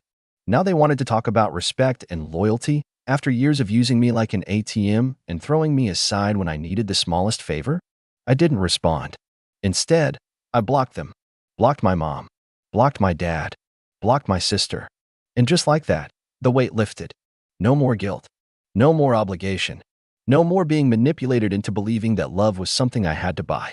I expected to feel sad, maybe even regretful. But as I sat in the silence of my own home, holding my daughter close, all I felt was peace. For the first time in my life, I was free. What do you think? Did I do the right thing? Growing up, it was always my sister Emily who got the special treatment. I tried not to let it get to me when we were younger. I figured maybe Emily just needed more attention, or maybe I was just more independent. But as we got older, it became impossible to ignore. Every little thing she did was celebrated like it was God knows what. Got an A on a test? Let's have a family dinner to celebrate. Landed a summer job at some cafe? We're so proud of you. Emily, let's buy you something special. Meanwhile, I had to work twice as hard for half the recognition. When I got a full scholarship to college, they said, "That's nice, honey," before they went back to discussing Emily's weekend plans. When I landed a job in my field right after graduation, nothing. Not even a good job. I thought maybe, just maybe, it would get better as we became adults. But no. If anything, it got worse. Which brings me to last weekend. A few days prior, my parents called me out of the blue. "We're having a little family celebration this Saturday," my mom said. "It would mean a lot if you could come." Now, that alone should have been a red flag. My parents never invited me to anything unless it involved Emily in some way. But I tried to stay optimistic. Maybe this was different. Maybe, for once, they actually wanted me around. So, like a fool, I said yes. When I arrived at the restaurant, the place was packed. My parents, aunts, uncles, cousins, everyone was there, all gathered around a long table set up with decorations. My stomach twisted. This wasn't just some small dinner. This was a full-on event. And then I saw the banner, "Congratulations, Emily." I clenched my jaw. Of course, this was about her. Again, I plastered on a fake smile and walked toward the table, looking for a seat. That's when Emily turned to me, her lips curling into a smirk. "Oh," she said, loud enough for everyone to hear. "I didn't know you were coming." Mom glanced at me, looking uncomfortable. "Well, Emily cut her off with a laugh. "I mean, this is for family." So she gestured toward the full table, where every single seat was taken. I suddenly realized there was no place set for me. I stared at my mom. "There's no seat for me?" Mom shifted in her chair, avoiding my gaze. My dad, as usual, just sat there saying nothing. "We didn't know if you'd be free," Mom mumbled. Emily snorted. "Or if you'd even bother to show up. You're never around for family stuff." "Family stuff? Like all the events they conveniently forgot to invite me to?" I let out a slow breath and turned to my dad. "So, what's the big occasion? What are we celebrating?" Emily beamed. "I got promoted." I blinked. "Didn't you just start that job 2 months ago?" "Yeah, and now I'm assistant manager." I almost laughed. I had busted my back to get my degree, spent years working my way up in my field, and never got so much as a pat on the back. But Emily gets a promotion 2 months into an entry-level job and suddenly, she's the second coming of Einstein? I should have been angry. I should have yelled, made a scene. But instead, I just nodded. Got it. Then, without another word, I turned and walked out. I didn't even look back. Let them have their little celebration. Let them pat her on the back for something that barely deserved a mention. I was done trying to fit into a family that clearly didn't have space for me. I drove home, half expecting my phone to blow up with messages asking where I went. But nothing. Not a single call. And then, the next morning, there was a knock at my door. I opened it to find my parents standing there, looking sheepish. My mom was wringing her hands, and my dad just looked exhausted. Before I could say anything, my mom sighed. "We need to talk." I stared at them, my fingers tightening around the doorframe. "Talk about what?" My mom sighed dramatically, as if I was the one being difficult. "Can we come in?" I crossed my arms. "That depends. What do you need to talk about? My dad finally spoke up, rubbing his temples. Look, we need a favor. A favor? Now they needed me? I should have slammed the door in their faces right then and there, but curiosity got the better of me. I stepped aside, letting them in. They walked straight to my living room like they owned the place. My mom perched on the couch, smoothing down her shirt like she was preparing for some serious negotiation. My dad remained standing, shifting awkwardly. I leaned against the wall. All right, what is it? Mom gave a small, tight smile. About last night. I arched a brow. So they do feel bad? We need you to cover the bill. I blinked. What? She sighed like I was being slow. The dinner bill. It was a bit higher than we expected. My stomach dropped, then flipped right into rage. I stared at them, waiting for some kind of punchline. You want me to pay for it? Dad nodded, looking mildly uncomfortable. You have some money laying around, right? I mean, you're doing well for yourself. I laughed, short and sharp. You're kidding. Mom shook her head, completely serious. Emily's promotion was a big deal. We wanted to celebrate properly, but the bill ended up being more than we thought. Since you, she gave me a pointed look, didn't contribute in any other way, we figured you could at least help out financially. I actually felt lightheaded. You didn't even save me a seat, and now you want me to pay for it. Mom rolled her eyes. Don't be dramatic. Oh, I'm sorry, is this dramatic? I gestured wildly at them. Because I'm pretty sure you just showed up at my door to shake me down for money after pretending I don't exist. Dad cleared his throat. Look, we're not asking for the whole thing. Just a few hundred. It's really not that much for you. I clenched my jaw. How much was the bill? Mom hesitated. $1,200. I nearly choked. $1,200. She had the audacity to look embarrassed. Well, we got some expensive drinks, and your uncle ordered a few extra things, and I cut her off. And why is this my problem? Mom sighed, acting like I was the one being unreasonable. Emily doesn't make as much as you, and we paid for most of her college. We thought it was only fair if you helped out, just this once. I felt something snap inside me. Oh, I see. You paid for her college, but not mine. And now, because I worked my butt off to make a decent living, you want me to bail you out? After treating me like an afterthought for years. Mom's lips pressed together. We're family. I laughed again, but this time, there was no humor in it. No, we're not. Family doesn't do what you did last night. Dad sighed. Just be reasonable. We know you have savings. I tilted my head. And how exactly do you know that? Neither of them answered. Oh. I let out a slow breath. Did you guys go through my finances? Mom quickly shook her head. Of course not. Well, your aunt mentioned you got a bonus recently, and we thought. I held up a hand. Stop. Just stop. They actually had the nerve to look offended. Mom sighed again, switching tactics. Look, sweetheart, we love you. But you need to stop holding on to grudges. It was a misunderstanding last night. I leveled her with a stare. A misunderstanding? You deliberately didn't save me a seat. Emily basically rubbed it in my face, and none of you even thought to call when I left. But now that you need money, suddenly I matter? Silence. I shook my head. You know what? No, I'm not paying a cent. Mom's face darkened. Don't be selfish. I scoffed. Oh, you want to talk about selfishness? Let's go there. I crossed my arms, my voice ice cold. Selfish is throwing a huge dinner for Emily's promotion while never acknowledging anything I've achieved. Selfish is expecting me to foot the bill for a celebration I wasn't even welcome at. Selfish is only showing up at my door when you need money. Mom's jaw tightened. We have acknowledged your achievements. I let out a sharp laugh. Oh, really? Name one time. She opened her mouth, then closed it. A flicker of frustration passed over her face. That's what I thought, I said, shaking my head. You've never once celebrated me. Not when I got into college, without your help, by the way. Not when I graduated. Not when I landed my first big job. But the second Emily does anything, she gets a whole party. Dad sighed, rubbing his forehead like I was the exhausting one. Emily's situation is different. She needed more support. Why? Because she's your favorite. Mom gasped. That's not true. Really? I raised an eyebrow. Then why did you pay for her college but tell me to figure it out on my own?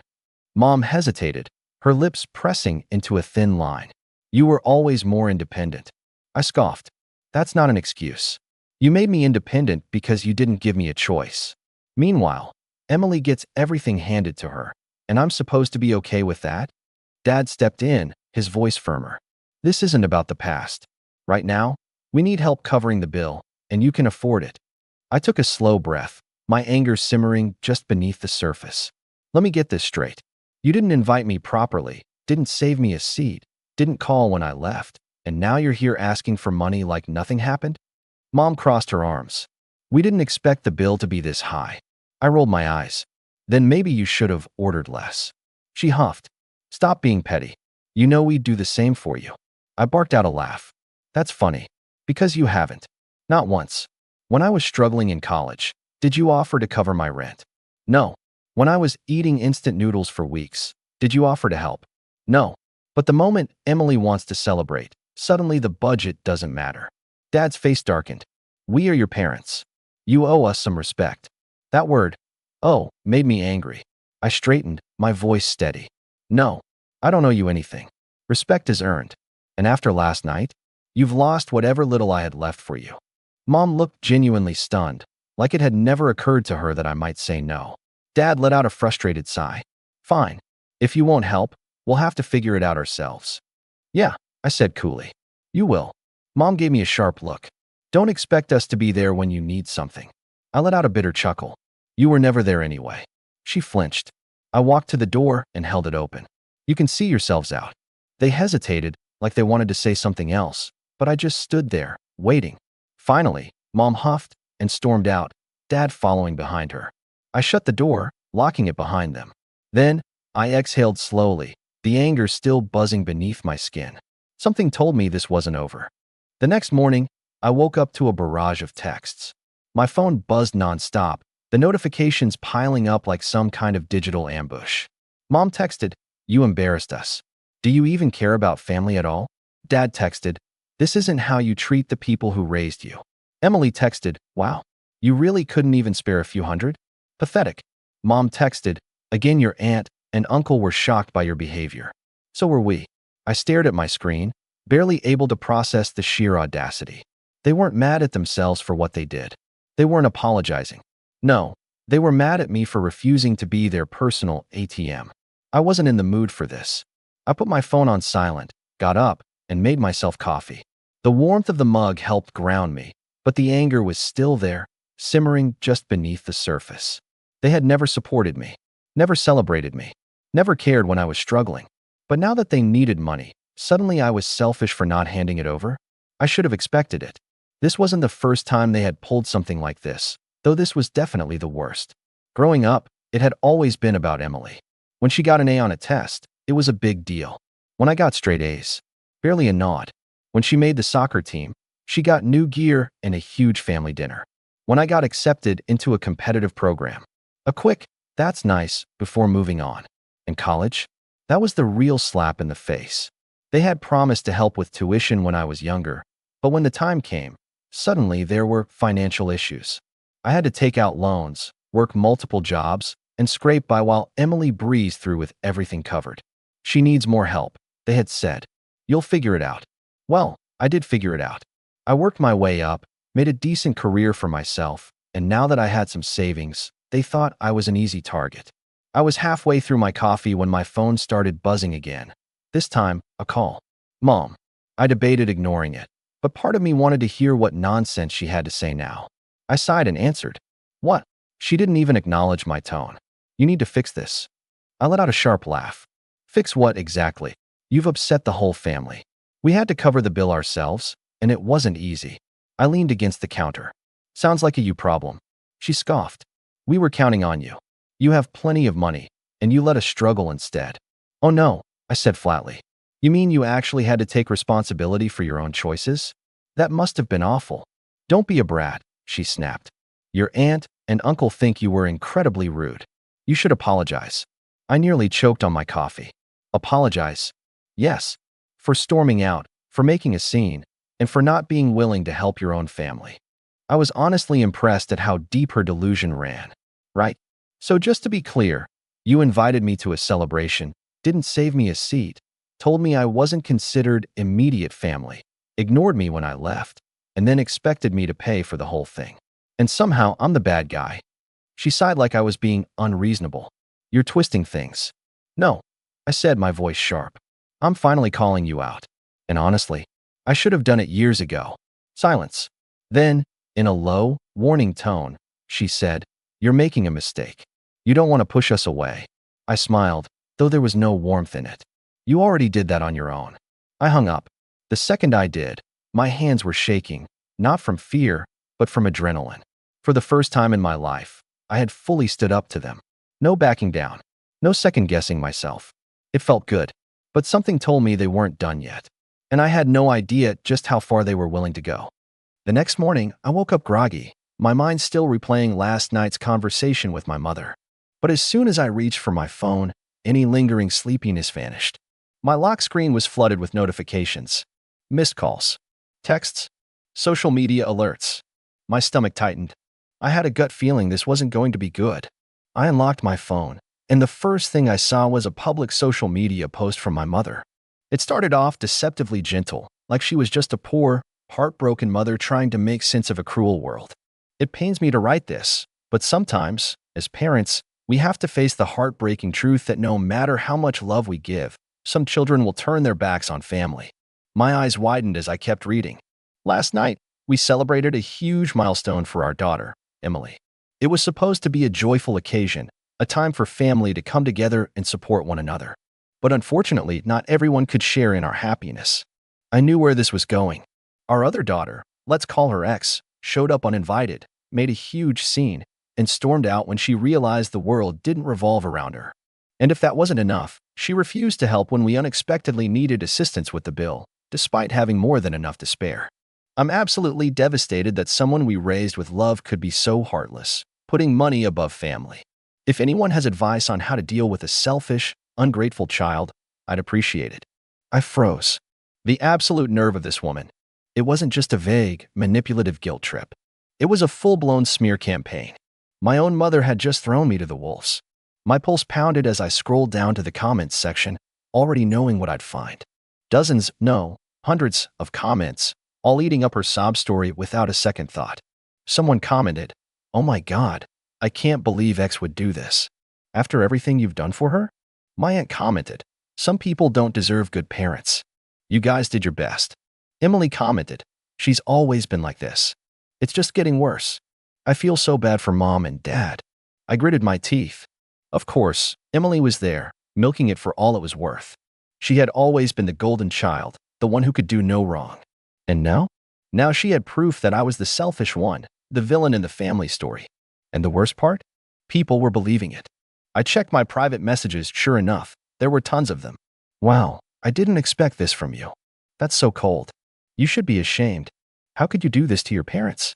People I hadn't spoken to in years were suddenly crawling out of the woodwork to judge me based on a one-sided, twisted version of events. My hand shook as I gripped my phone. I wanted to scream, to reply and expose everything, the favoritism, the years of neglect, the truth about what really happened. But I knew how this worked. No matter what I said, they would be the victims. If I lashed out, it would prove their point that I was cruel and ungrateful. If I tried to defend myself, they'd call me dramatic and tell me to just let it go. I forced myself to breathe. This wasn't just a petty family argument anymore. I had a choice. I could either sit here, let them destroy my reputation, let them paint me as some heartless, selfish monster. Or I could fight back. But I wouldn't fight the way they wanted me to. I wouldn't get into a screaming match in the comments. I wouldn't beg for people to see my side. No, I would make them wish they had never pulled this stunt. I put my phone down, my mind already working through my next move. They wanted to play dirty? They had no idea what I was capable of. Since my family has decided to publicly lie about me, I think it's only fair that I set the record straight. I wasn't going to say anything, but after waking up to dozens of messages from people calling me selfish, I realized something. I'm done protecting people who would rather throw me under the bus than take accountability for their own actions. Let's talk about what really happened. I was invited to my sister's celebration under the assumption that I was actually welcome. When I arrived, I was told there wasn't a seat for me. My sister, who, by the way, has always been treated like royalty while my accomplishments were ignored, made it clear that I wasn't considered immediate family. So I left. No yelling, no scene. I just walked out. Then, hours later, my parents showed up at my door, not to apologize, not to explain, but to ask me to pay for their bill. That's right. The same people who didn't think I was worthy of a seat at the table thought I should pick up the check. And when I refused, suddenly, I'm the villain. Suddenly, I'm this selfish, heartless one. I wasn't the one who made a huge scene. That was them. I wasn't the one who decided to put money over family. They were when they tried to use me as their personal ATM. And now, instead of dealing with the truth, they've resorted to publicly smearing my name because they know they're in the wrong. But here's the thing. I don't care anymore. I've spent years hoping for their approval. Years working hard, achieving things that they barely acknowledged, while my sister got celebrated for the bare minimum. I've let it slide when they made me feel like an outsider in my own family, when they dismissed my feelings, when they prioritized my sister time and time again. But this was the final straw. So, let me be absolutely clear. I am done. I don't want an apology. I don't want to talk it out. I don't want anything to do with people who only see me as a financial safety net and an emotional punching bag. From this moment forward, they are no longer my problem. And before anyone says, "But they're your family," no. Family doesn't treat you like this.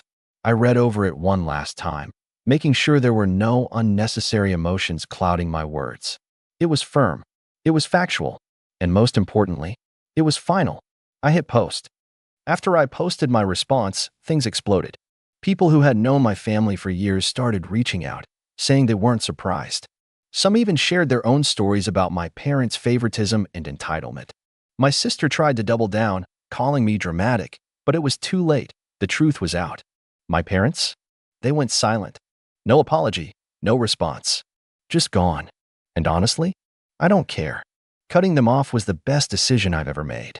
For the first time in my life, I'm not walking on eggshells, not bending over backward for people who never appreciated me.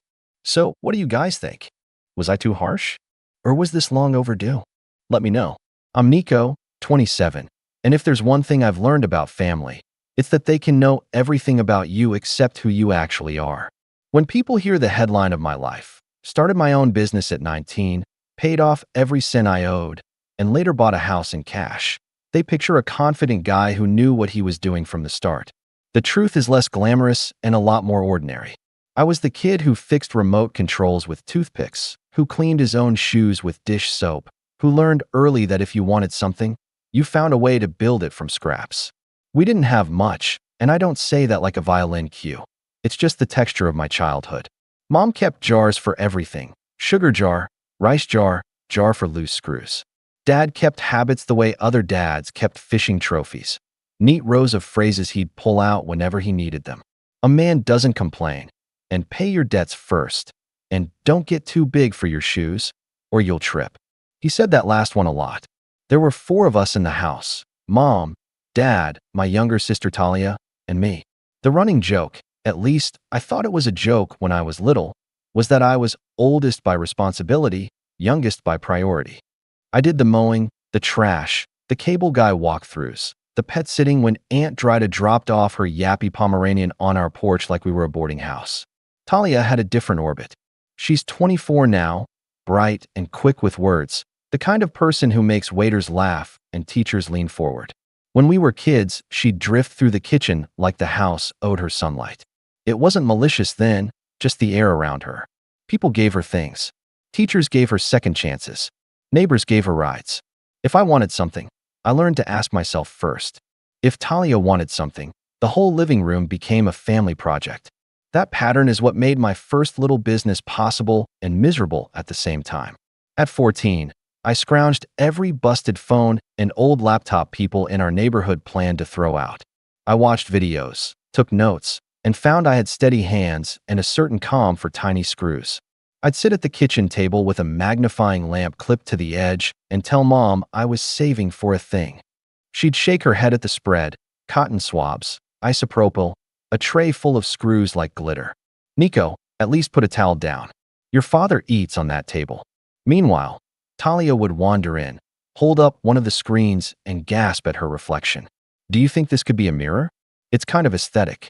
She'd set it down, scratch-free, then grab my notebook to doodle an elaborate cursive T on the corner of my parts list. Her initials are still on some of my early work orders in pencil, a ghost of the way things always overlapped. At 19, I made the jump. Someone in our town lost their lease on a tiny corner unit between a laundromat and a bakery, and the landlord wanted it filled fast. I had been biking around with a backpack of tools, fixing things at people's kitchen tables for $40 and you should open a shop. The rent for that unit was more than I'd ever seen in one place, but the math worked. If I had a sign and a counter and a place for people to leave their devices, I could do 10 times the work. I asked Mom if she'd co-sign. She shushed me as if the air itself might break. Your father will think you're getting too big for your shoes. Dad sat quiet at first, then said the thing he always said when he didn't want to give a straight answer. What are you willing to suffer for it? It wasn't permission, but it wasn't a no. I found a way without them. I sold the only thing I had with any value, a beat-up car that I loved more for what it represented than how often it worked, and covered 3 months of rent in one painful swallow. I bought a second-hand glass display case from a store that had gone under, a cheap cash drawer, a neon sign that glowed open, like it was optimistic for both of us. The first week, I stared at the clock. The second week, the bakery owner across the hall brought me a busted blender. Then a teacher brought 3 Chromebook carts. A delivery driver came in with a phone so shattered it looked like frost, and I impressed myself by bringing it back to life. Word of mouth did what advertising couldn't. By the end of the year, I had paid back the microloan a community program gave me, stocked a tidy inventory, and learned how to talk to people who were stressed and suspicious and anxious about their data. I started sleeping the sleep of a person who doesn't owe anyone money. At home, the temperature never quite matched the weather. On paper, Mom and Dad were proud. They showed their friends the little local write-up the paper did on the teen entrepreneur fixing our digital lives. But the tone slipped sometimes. Dad couldn't help himself. His advice was a nervous tick. Don't hire too fast, he'd warned before he asked about my day. Don't buy anything you can't carry yourself. Mom's pride had a soft pity in it, like I was playing house. It's nice you're keeping busy, she'd say, stirring a pot, until you figure out what you'll really do. Talia hovered like a visiting dignitary, clucking her tongue at my retail hours and saying it like it tasted sour. I could never, she'd announce at family dinners. I need creative freedom. I need people. I kept thinking that if she had ever spent a day with me behind that counter, fielding the parade of personalities, the quiet panic when someone thought their photos were gone forever, she'd see there was more people there than she knew what to do with. But I stopped trying to explain my days to her. It made her feel like she was losing some invisible race she hadn't trained for. The first hint that my work made me an obligation instead of an adult came during Talia's 19th birthday. I had a rush job that day, 12 school laptops to recover before midterms, so I showed up late to the family lunch with a gift and a grease stain on my sleeve. The restaurant was one of those places that tries to be expensive by dimming the lights. Everyone was already seated, Mom in a cream blouse, Dad in the shirt he wore for every important photo, Aunt Drida holding court, and Talia glowing like she'd walked in from an ad. There were balloons tied to her chair and a cake box on the sideboard. I slid into my seat and apologized. Talia pouted for effect. We started without you. It was teasing, but it stuck. When the check came, the waiter placed it in the center of the table like a bouquet. Without missing a beat, Mom nudged it toward me with one finger, eyes hot with a kind of satisfied testing. She didn't do it rudely. That's what made it worse. It was automatic, like muscle memory. I had cash on me because I always did then, still half stuck in the habit of paying vendors face to face. It would have been easy to just take it, to confirm whatever story Mom had started telling herself about me and responsibility. But I hesitated, and in that hesitance there was a quiet breath of truth. They weren't proud, they were taking inventory. Dad rescued the moment by pulling the bill closer. I've got this, he said, but his eyes flicked to me, quick and searching, like maybe I'd offer to split it. The room tightened around the space where my hands weren't moving. Aunt Drida laughed in this small, musical way she has that manages to sound kind and cutting at once. Look at our little businessman. He's frugal. Good sign. Talia widened her eyes at me as if to ask if I was serious. I kept my hands folded under the table and said, evenly, I'll get dessert. It was nothing. It shouldn't have meant anything. But when we got up to leave, Mom squeezed my arm and whispered, family helps family, Nico. Don't get used to hiding. The language of that day, how it was said, how it wasn't, hung around like fog. I started noticing smaller versions everywhere. If the sink broke at Aunt Drida's, I was suddenly everyone's first call, not for plumbing, but to negotiate a discount with the actual plumber because I had business sense. If Talia wanted a new laptop for her creative work, I was expected to either sell her one at cost or find a way. She loved that phrase, find a way, as if ways were printed like coupons in the back of my receipts. And when Mom's friend needed a phone unlocked, she brought it over in a grocery bag with a tin of cookies and said, "You're so fast, dear. You'll do it in your sleep." I tried not to turn into a ledger. I still brought over bread from the bakery next to my shop, still picked up groceries for Mom when I finished late. But I started noticing how my generosity was narrated in the family, the strange alchemy where voluntary kindness curdled into expected duty. Dad praised me to his colleagues as an example of good discipline, then pulled me aside later to remind me about humility. And could I sponsor Talia's trip to a weekend conference that might expand her network? Mom would swap stories with neighbors about my shop saving a grandmother's photos, then tell me that it seemed a little tacky to put my name on the sponsorship banner at Talia's event. "It should be from the family," she said, sipping tea. "You don't want to make it look like you're buying affection." The banner at the conference read, "Proudly supported by Talia's family." I tucked the invoice into my file and told myself it didn't matter what anyone else saw.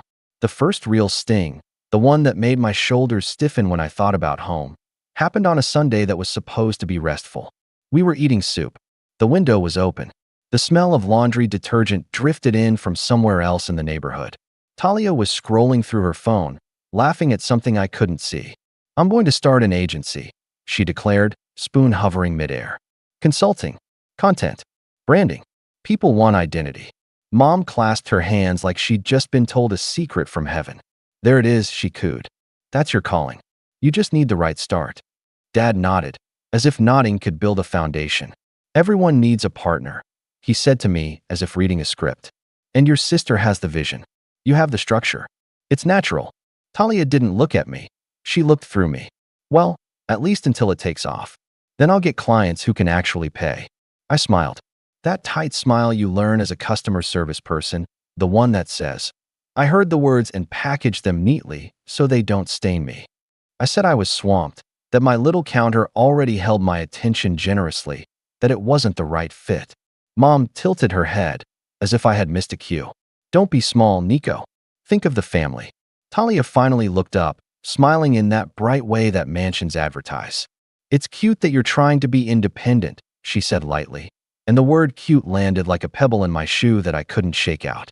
Dad stirred his soup and said, "Don't get too big for your shoes," which at that moment felt like the opposite of everything they were asking me to be. I know how this sounds.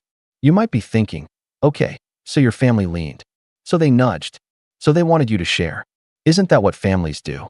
And you'd be right, if not for the way the math kept changing to make me smaller. If not for how my no never counted, while Talia's maybe was treated like a full-throated yes from the universe. If not for how I kept being measured in what I could undo for other people rather than what I was building for myself. That's what cued me to start tucking things away, my receipts, my budgets, my plans. Not because I wanted to hide, but because I could feel the gravitational pull of a story that wasn't mine. They had a version of my life where I was the scaffolding. They were building a house for Talia, and I was supposed to be the beams you never see in the photos. The very first hint of where that story would try to bend came in a small, almost silly moment that attached itself to a larger shadow. I kept an envelope behind a stack of outdated brochures in my desk at the shop, a little emergency fund I'd started back when I thought banks were for people who never feared overdrafts. It wasn't much now. Old habits are hard to break. One afternoon, Talia stopped by unannounced. She was wearing sunglasses indoors, which she does sometimes when she wants to feel like an event. She perched on the stool at my counter and spun slowly like a kid.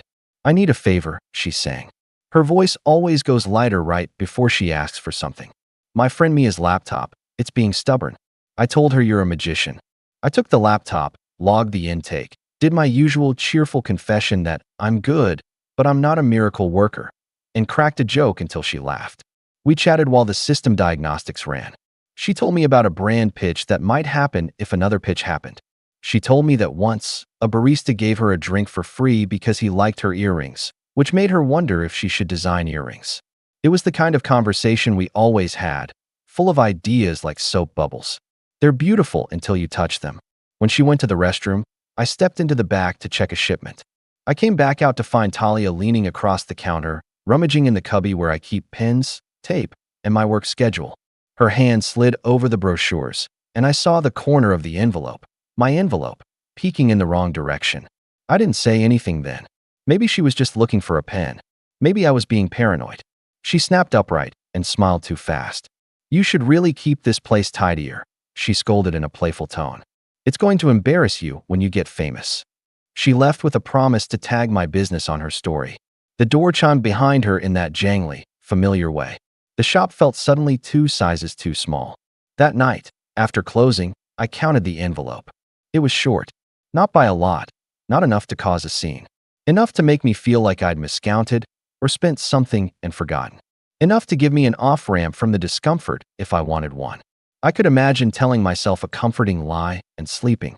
But the lie got stuck on the way out, and I stood there with the envelope in my hands, feeling like someone had moved a picture in a room I knew blindfolded. I didn't accuse her. I didn't tell Mom. I just adjusted.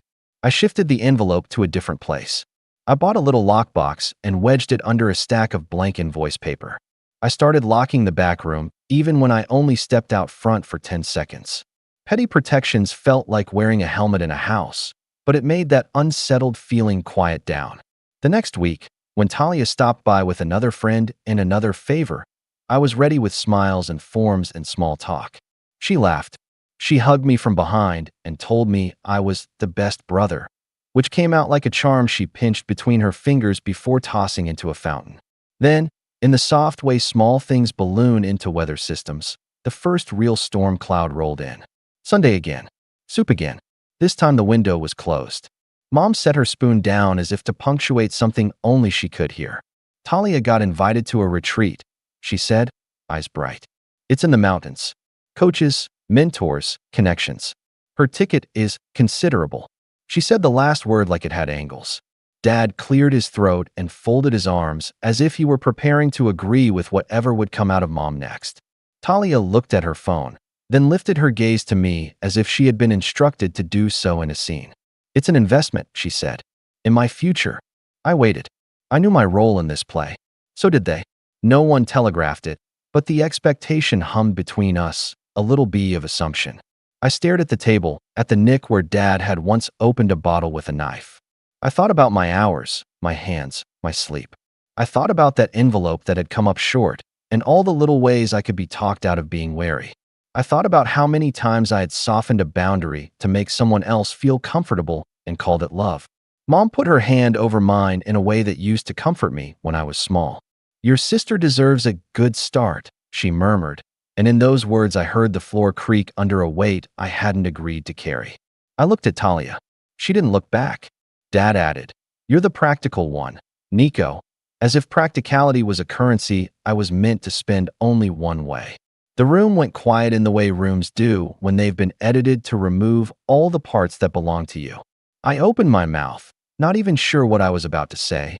Maybe a compromise, maybe a line, maybe a question about terms and clarity and the shape of that investment, when my phone buzzed on the table. It was a text from the landlord of my shop. "Call me when you can. Something you should see."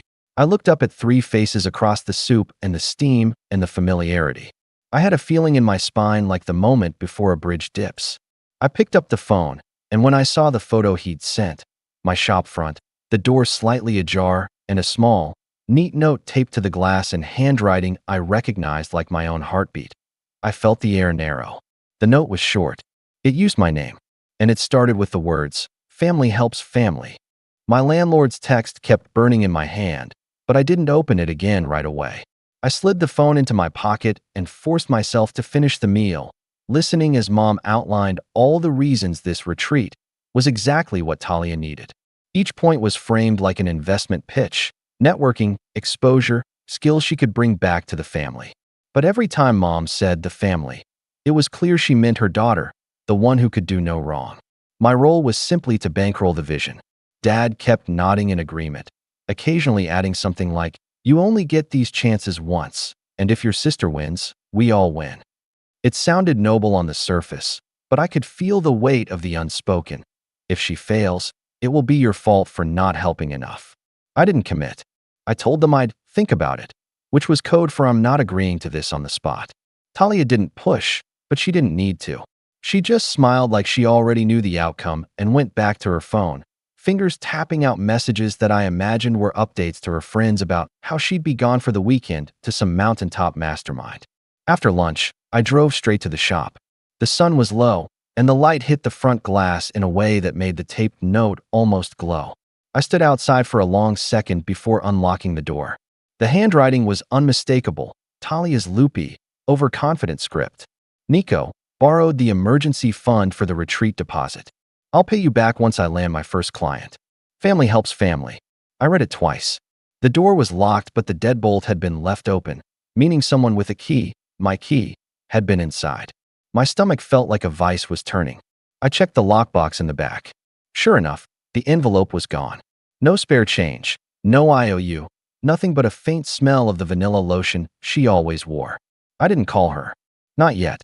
I sat in the back room, staring at the wall while the hum of the fridge in the bakery next door bled through. The betrayal itself wasn't even the whole sting. It was the certainty with which she'd done it, as if my boundaries were paper doors she could push through any time. She hadn't asked. She hadn't even left room for a no. She'd just assumed that because she wanted something, I'd agree, or if I didn't, she'd take it anyway. When I got home that night, the living room was full of laughter. Mom and Talia were on the couch, looking at pictures of the retreat venue on her laptop. It's beautiful, isn't it? Mom said without looking at me. She's going to do so well there. Talia looked up, met my eyes, and gave me the same smile she'd given at the restaurant earlier, the one that said we both know how this works. I didn't bring up the note. I didn't ask about the lockbox. Something in me knew that if I did, I'd be outnumbered in seconds. Mom would soften it into a misunderstanding. Dad would make it about the bigger picture. And Talia would tilt her head and act like I was being dramatic, maybe even joke about charging me interest when she paid me back. No, if I wanted my point to land, I'd need proof, timing, and the kind of silence that makes people uneasy before the words even come. Over the next week, I started noticing things that had probably been there all along, but which I'd brushed aside. Mom talking about our business when she meant mine, but only in the context of how it could benefit Talia. Dad hinting that maybe I should branch out into marketing because your sister's already got the audience. Talia dropping into the shop with friends, using my counter like her personal meeting space, introducing me not as her brother, but as the tech guy who could fix anything because I've trained him well. She'd say it with a laugh, and her friends would laugh too, assuming it was just sibling banter. But I felt that same pebble in the shoe irritation every time. The retreat became the centerpiece of every conversation at home. Mom printed the itinerary and stuck it on the fridge like it was a family vacation. Dad started talking about how once Talia gets established, she can help you expand. Not if, but once, as though her success was inevitable and mine was just a stepping stone. 2 nights before she was set to leave, I came home late and found her in the driveway, leaning against my car. She was scrolling her phone, wearing the oversized sunglasses again, even though it was dark. "Hey," she said, without looking up. "You don't mind if I borrow your car for the weekend, right? It's just easier than renting." I stared at her. "You mean for the retreat?" She nodded, still scrolling. "Yeah, saves me money. And I'll keep it clean." She said it like she was doing me a favor. Something inside me shifted right then. Not an explosion, but the quiet click of a lock turning. I knew in that moment that whatever line existed between generosity and exploitation had been crossed miles ago, and they were still walking like the road belonged to them. I told her I'd think about it. She smiled, patted the hood of my car, and said, "I knew you'd be cool about it." Later that night, I checked my shop's security footage. I don't know what I was hoping for. Maybe to prove myself wrong, to see someone else's face on the grainy feed. But there she was, clear as daylight, coming in with her own key, heading straight to the back room without so much as a glance at the counter. She didn't hesitate. She didn't search. She went right for the lockbox, pulled the envelope, and slipped it into her tote. She even paused to fix her hair in the security monitor before leaving. I sat there in the dark, watching the footage loop, my hands tightening around the edge of my desk. It wasn't just the theft. It was the ease, the comfort, The way she'd move through my space like it was hers, because in her mind, it was. And that's when I realized something that made my stomach turn.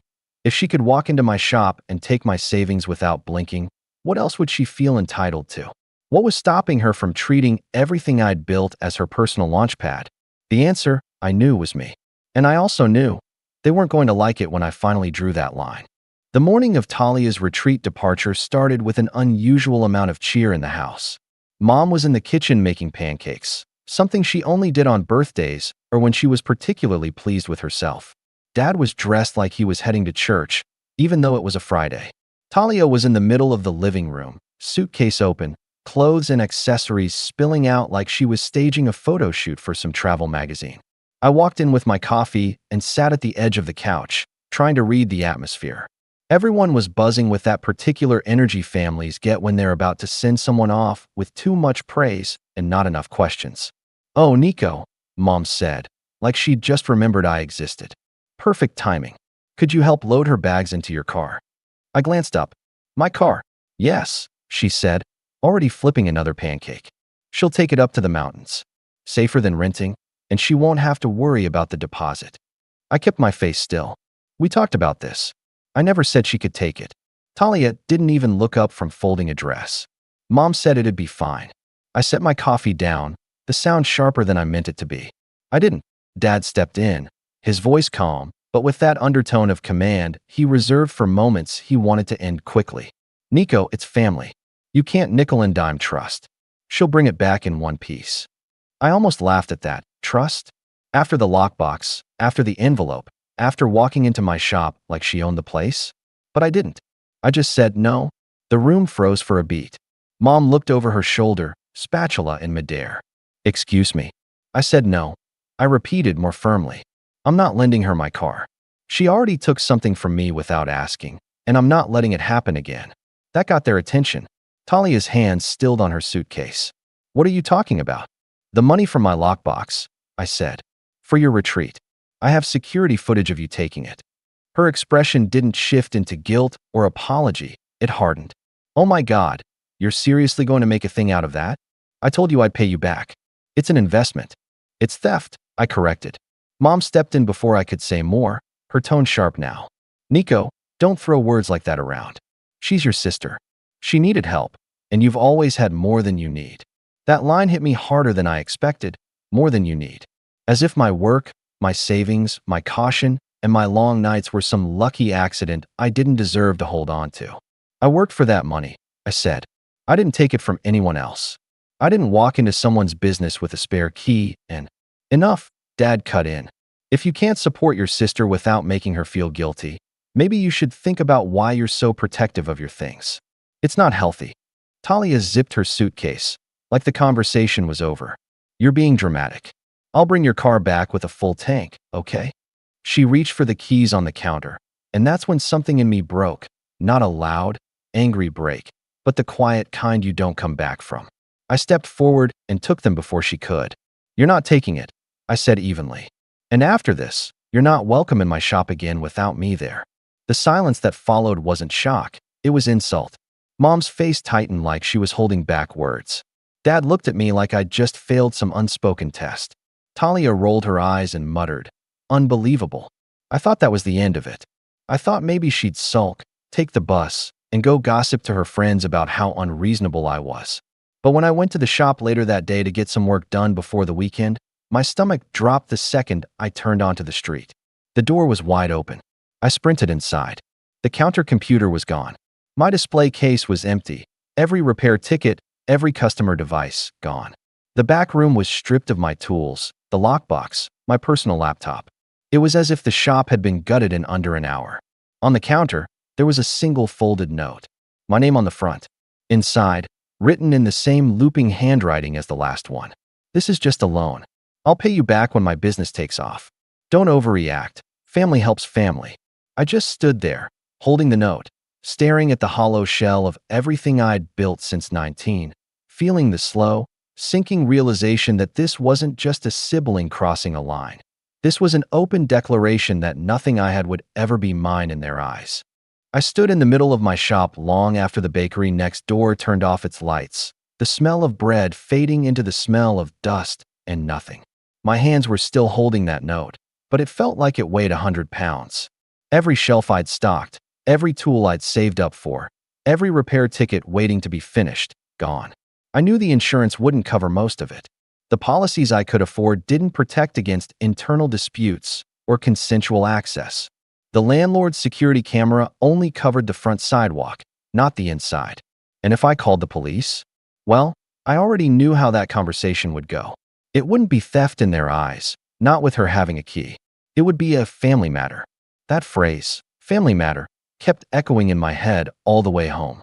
By the time I reached the driveway, the lights in the house were off. No one was waiting for me. No one had called to check if I'd seen the shop yet.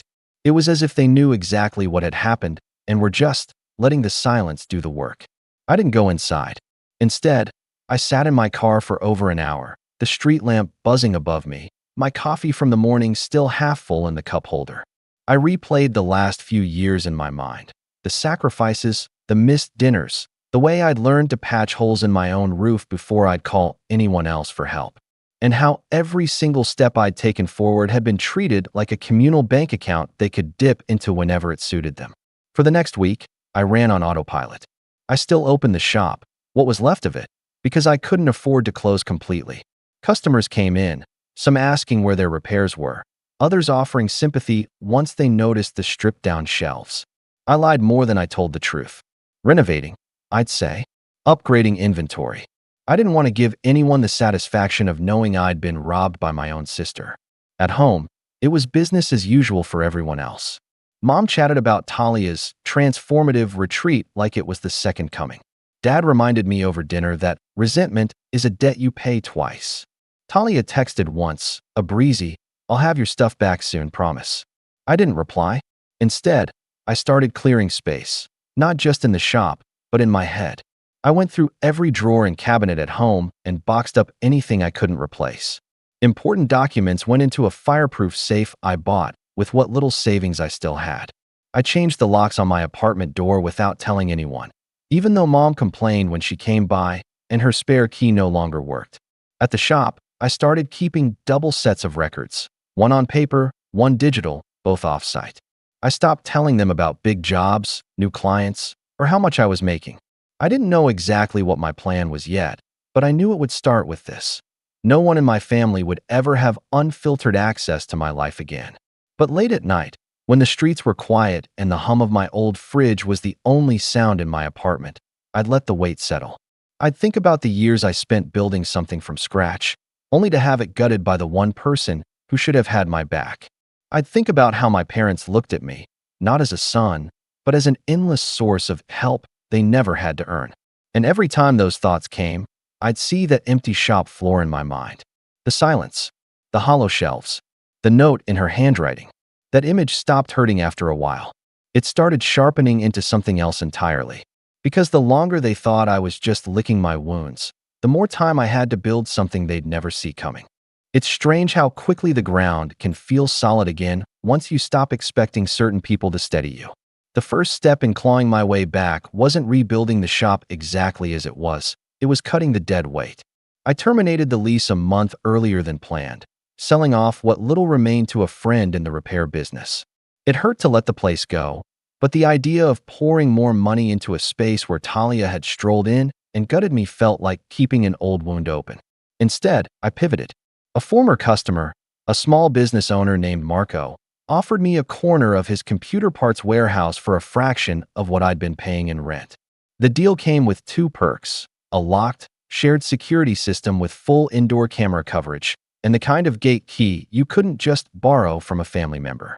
I set up a small workstation in the back, started taking appointments by referral only, and kept everything lean. I didn't even put up a sign at first. Word of mouth was my filter. Without rent eating up most of my revenue, my savings started to crawl back faster than I'd expected. I stopped thinking in terms of survival and started thinking in terms of leverage. By month 3, I'd invested in a portable setup that let me do on-site repairs for businesses. It turned out people would pay a lot more for convenience, and soon I had regular contracts with a law firm, a boutique hotel, and a photography studio. Meanwhile, my personal life became a fortress.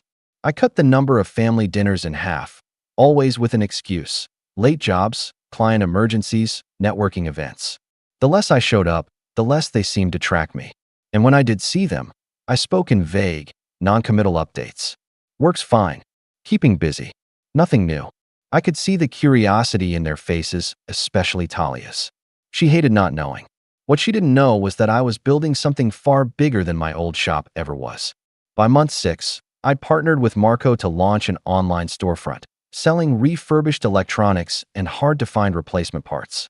He handled logistics. I handled repairs and quality checks.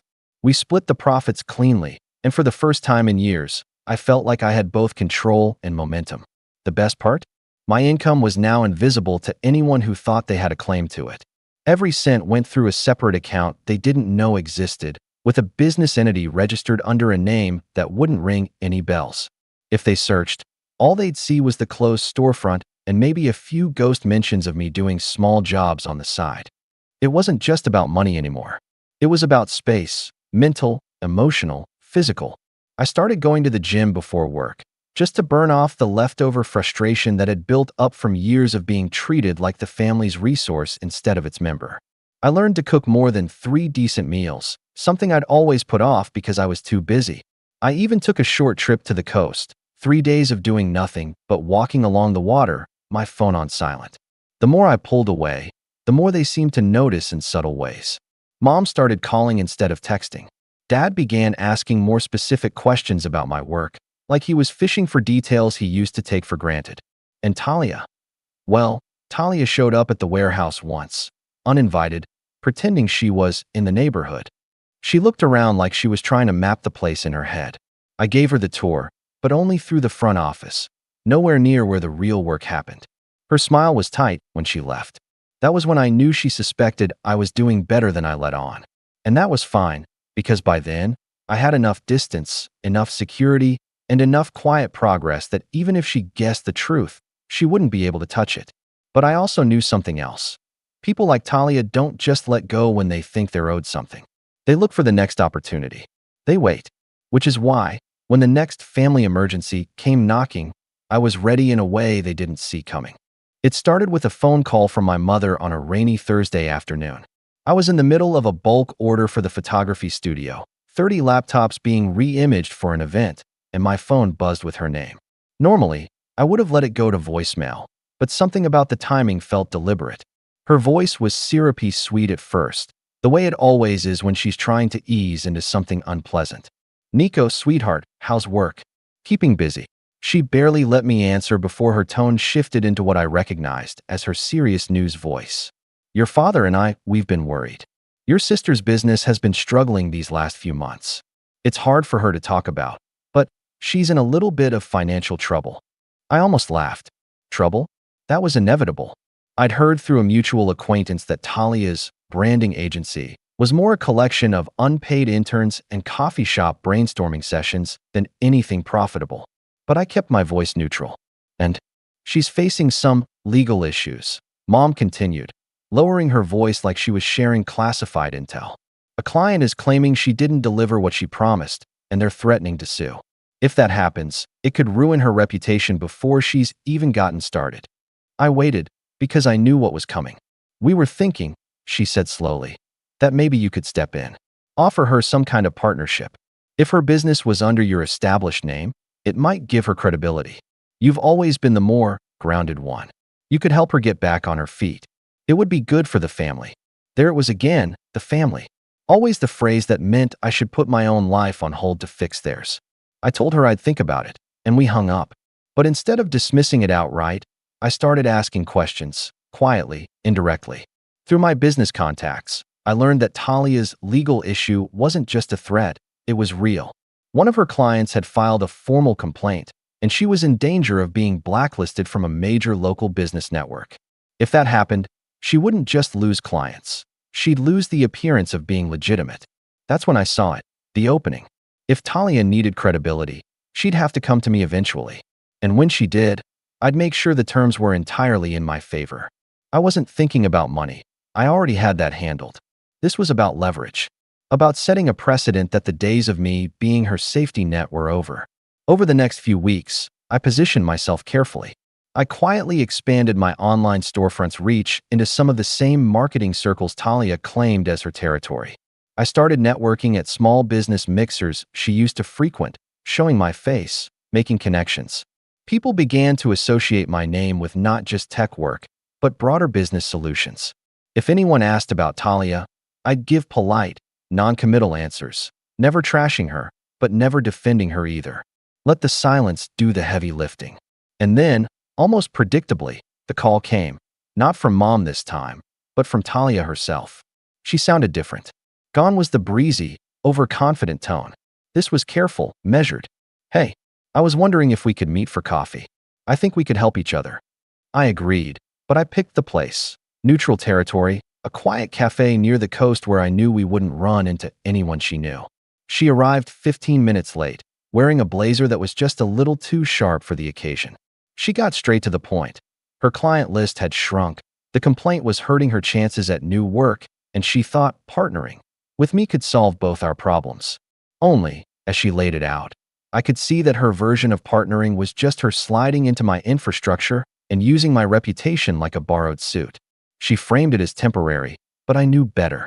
I nodded along, asked a few pointed questions about her finances, her processes, her contracts. And she answered, more openly than I expected. In fact, she gave me something I hadn't anticipated, a clear picture of just how precarious her situation was. The kind of information that could be used, if needed, to turn the tables entirely. By the end of the meeting, I told her I'd think about it. And as I watched her walk away, clutching her oversized tote like it was full of secrets, I knew two things. First, she was desperate enough to agree to almost any terms. Second, if I played this right, I could make sure she'd never have the power to take anything from me again. And maybe, just maybe, I could make her give back what she'd already taken. When I finally called Talia back, my tone was warm, even encouraging. I told her I'd been thinking about her proposal and that I had an idea, one that could give her the credibility she needed and bring in steady income for both of us. I framed it like a win-win, even though I already knew the real winner would be me. We met again, this time at my warehouse office. I kept the actual workspace locked, seating her in the front area where I'd staged a neat desk, a couple of plants, and a corkboard with generic business goals pinned to it. I slid a folder across the desk, partnership paperwork I drafted with a lawyer I trusted. She flipped through it, frowning at some of the clauses. "Full financial oversight?" she asked. "It's standard for brand partnerships," I said smoothly. "It keeps everything transparent. Clients like to know we're above board." "What's this about asset ownership?" "That's just to make sure we protect the brand," I replied. "Anything under the partnership, contracts, equipment, client lists, belongs to the business entity until the agreement ends. Prevents disputes." I could see the hesitation in her eyes, but desperation is louder than caution. She signed. Over the next 2 months, I absorbed her agency into my operations. On paper, she was a partner. In reality, she had no access to client funds without my sign-off, no ability to take on projects without approval, and no way to hide revenue. I brought in my own bookkeeper to streamline her accounts, which quickly revealed how thin her margins really were. I started by honoring her existing contracts, fulfilling them on time, at a higher standard than she'd been delivering. Clients noticed. Some shifted their communication to me entirely, bypassing her. She smiled through it, telling herself it was part of the process. Then came the subtle shifts. I rebranded the agency under my business name, keeping her title as creative director, but making myself CEO. I rewrote the marketing copy to highlight our technical expertise and business reliability, pushing her role further into the background. And whenever we landed a new client, I made sure the billing went through systems she didn't control. The final piece came when one of her largest clients, ironically, the same one who'd filed the complaint, approached me directly. They'd seen the changes and wanted to renew their contract, but only if they could work exclusively through my side of the business. I agreed, of course, and quietly shifted them under my separate division, outside the partnership. By month 4, the numbers were clear, the joint business was thriving, but almost all of that success came from my infrastructure. Her old clients were either fully mine now or had been replaced with better-paying ones. And per the contract she'd signed, all of it, the equipment, The accounts, the branding, belonged to the entity I controlled. When I finally called her into the office, I kept it professional. Talia, I think it's time we talk about dissolving the partnership. You've done some great creative work, but the direction of the business is clearly leaning toward the tech and operations side. I'm happy to buy out your share. She stared at me like I'd spoken another language. Buy me out? You mean take my agency? I slid the contract toward her, tapping the relevant clause. It hasn't been yours for months. You signed over asset ownership when we merged. Her face went pale. You set me up. I met her gaze evenly.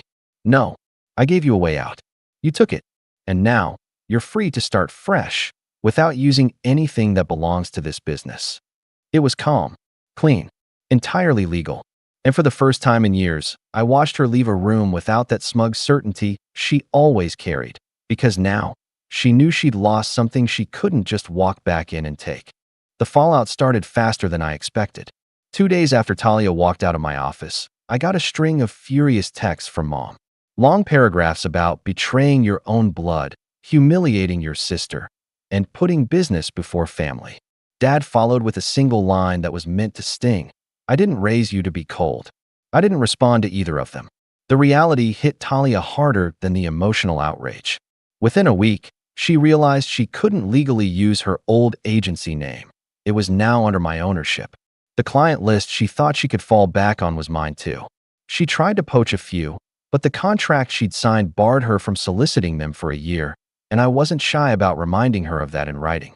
Her reputation in the local business network crumbled. Word spread, not because I said anything malicious, but because people noticed the shift in where the results were coming from. The same contacts who once sang her praises now reached out to me directly. Meanwhile, my business hit a new stride. With her gone, there was no friction, no drama, just work, growth, and quiet satisfaction. I expanded the online storefront, hired 2 part-time assistants, and secured a long-term contract with the photography studio that had first trusted me with bulk repairs. At family gatherings, the air turned thick. Mom avoided looking me in the eye. Dad stayed polite but distant. And Talia, she was quieter than I'd ever seen her, her usual effortless charm replaced by clipped answers and a smile that didn't reach her eyes. She still tried once, just once, to make a snide comment about how I took over her dream. I didn't even bother defending myself. I just said, calmly, I didn't take anything you didn't hand me yourself. She didn't speak to me for the rest of the night. Months later, I passed her on the street. She was dressed casually, no blazer, no oversized sunglasses, carrying a single grocery bag. She gave me the smallest nod, not quite friendly, not quite hostile. More like she'd finally accepted something she never wanted to admit, that I was no longer a resource she could drain, and that the power dynamic had shifted for good. I didn't slow down. I didn't look back. Because the truth was simple. I'd built my life once before, and I could build it again. But this time, they'd never get their hands on it. And as I walked away, I realized something even better. They finally knew it too. My name's Alex, I'm 30 years old, and until recently, I was the kind of guy who'd bend over backward for family, even when it hurt. I grew up in a house where love had strings attached and loyalty was expected without ever being returned. My sister, Julia, always stole the spotlight, and my parents, well, they treated her like the sun and the rest of us like shadows. I was never the golden child. I was the fallback plan, the emergency fund, the invisible backbone. Growing up, I learned early that if Julia wanted something, she got it. If I wanted something, I had to work for it, and even then, it might get handed to someone else. Still, I never really held a grudge. Not at first. I convinced myself it was just how families were, that maybe one day they'd see me, appreciate me. So I worked hard, got my degree, built a small business from scratch. Quiet success, nothing flashy, just enough to be stable and help out when they needed it. And they always needed it. It started with little things. Gas money for Dad. A temporary loan to cover Julia's credit card bill. Helping Mom when the mortgage payments started falling behind after Dad's hours got cut. At first, I didn't think much of it.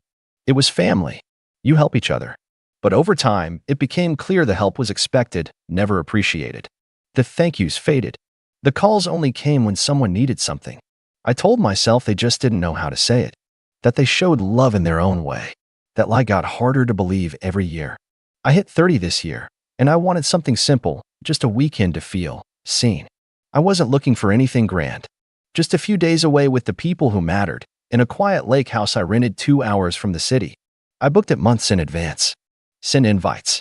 Bought everyone's favorite snacks.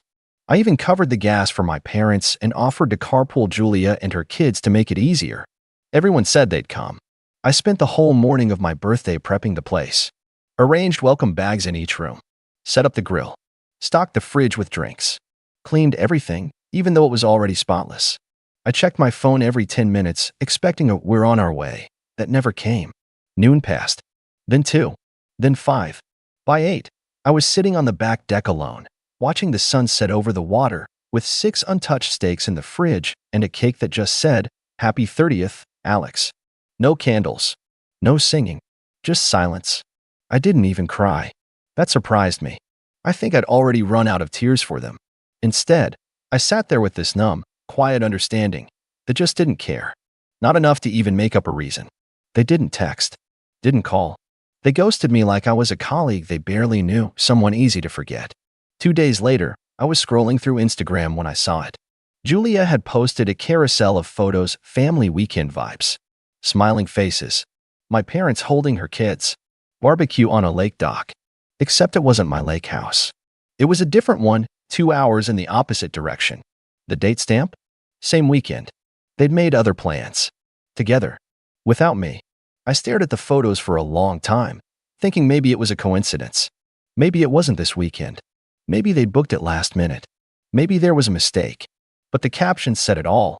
So good to unplug with the people who matter most. Nothing like family time. Grateful for our tribe. My name wasn't in a single tag. Not one mention of me. I was scrolling through proof that they hadn't just forgotten my birthday, they'd chosen to leave me out of it. And the thing is, I didn't even feel shocked. It was like the final puzzle piece snapping into place. All the times they flaked. All the calls I made that went unanswered. All the times I paid their bills without so much as a thank you. Suddenly it made sense.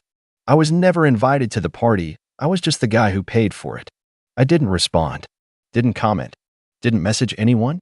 I just sat in that realization for a full day, letting it settle in like dust after a long collapse. And then I acted. The next morning, I made 3 phone calls.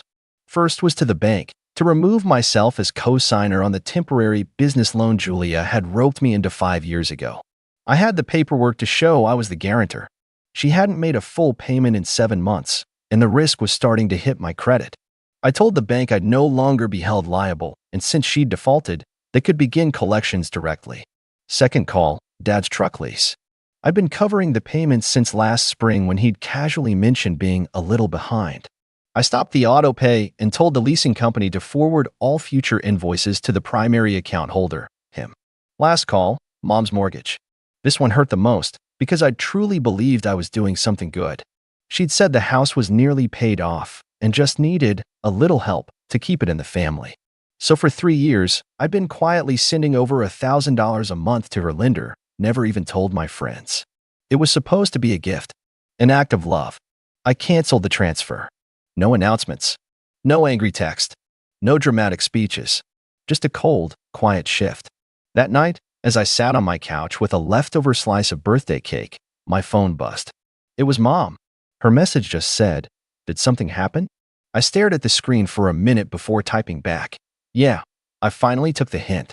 Then I turned my phone over, let it buzz and buzz as calls started coming in. The first call came from Mom. I let it go to voicemail. Then Dad. Then Julia.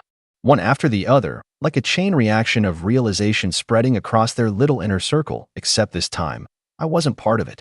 I didn't answer any of them. I just watched the names flash on my screen, one after another, like ghosts of people I thought I knew. By morning, I had 17 missed calls, 5 voicemails, and a text from Dad that read, "Your mother's in tears." What is going on? I didn't reply. Not because I was trying to be cruel, but because for once, I wanted them to sit in the silence they'd fed me for years. I wanted them to feel what I felt when I was sitting on that empty dock with party lights flickering in the wind, waiting for people who were never coming. Around noon, I got an email from Julia. Subject line, "We need to talk." The body was short, too short for someone who just excluded their brother from what should have been a milestone. "Hey, I didn't know you'd feel so hurt. It was a spontaneous trip. Can we talk?" I read it 5 times. a spontaneous trip, with matching shirts, coordinated menus, a hashtag, a rental house that required at least a deposit and a week's notice, the kind of spontaneous that takes 3 planning sessions and a group chat. And somehow, I was supposed to believe it was a last-minute accident. I didn't reply. Later that day, I finally listened to Mom's voicemail. Her voice was soft, like she'd just finished crying or maybe wanted to sound like she had. "Alex, honey, I don't understand what's happening. I noticed the mortgage payment didn't go through this month. Are you okay? Did something happen with your account? Please call me. I'm worried." Worried. Not about me, though. Not about how I felt. Not about why her son might have stopped sending thousands of dollars in support every month. No, she was worried about her house, her routine, her comfort. She didn't even mention my birthday. It would have been laughable if it didn't hurt so much. That evening, Julia called again. This time, she didn't leave a voicemail, but she sent a text right after. "I didn't think you'd be this dramatic. It's not like we left you out on purpose. We just figured you'd be busy with your own thing. You're always working." That one hit different. Not just because it was dismissive, but because it twisted the knife in exactly the way only a sibling can. Julia knew I worked hard. She knew I overextended myself to help them. And now, she was weaponizing that against me, making it sound like I'd chosen to isolate myself. I finally replied, "You're right. I am always working. Working to keep this family afloat. Working to keep Dad's truck from getting repossessed. Working to keep Mom in the house she pretends she owns outright. Working to clean up every mess you make and then pretend didn't happen. So yeah, I was busy, but I still showed up. You just didn't notice." She read the message almost instantly. No reply. By the end of the week, the fallout had started. Mom texted again, this time with less sugar and more desperation. "Can you please send the mortgage payment? They're charging late fees now." Then Dad, truck companies threatening to tow. Don't make this harder than it has to be. I laughed bitterly when I read that one.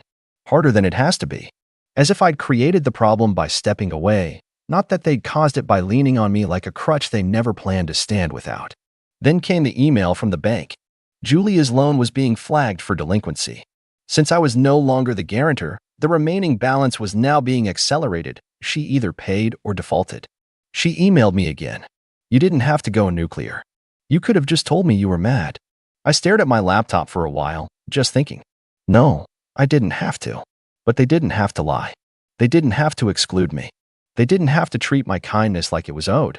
Every choice I made was the result of theirs. Every dollar I withheld was a debt they wrote in emotional ink over years of erasure. A few days later, I got a voicemail from Julia. No greetings this time. No fake cheer.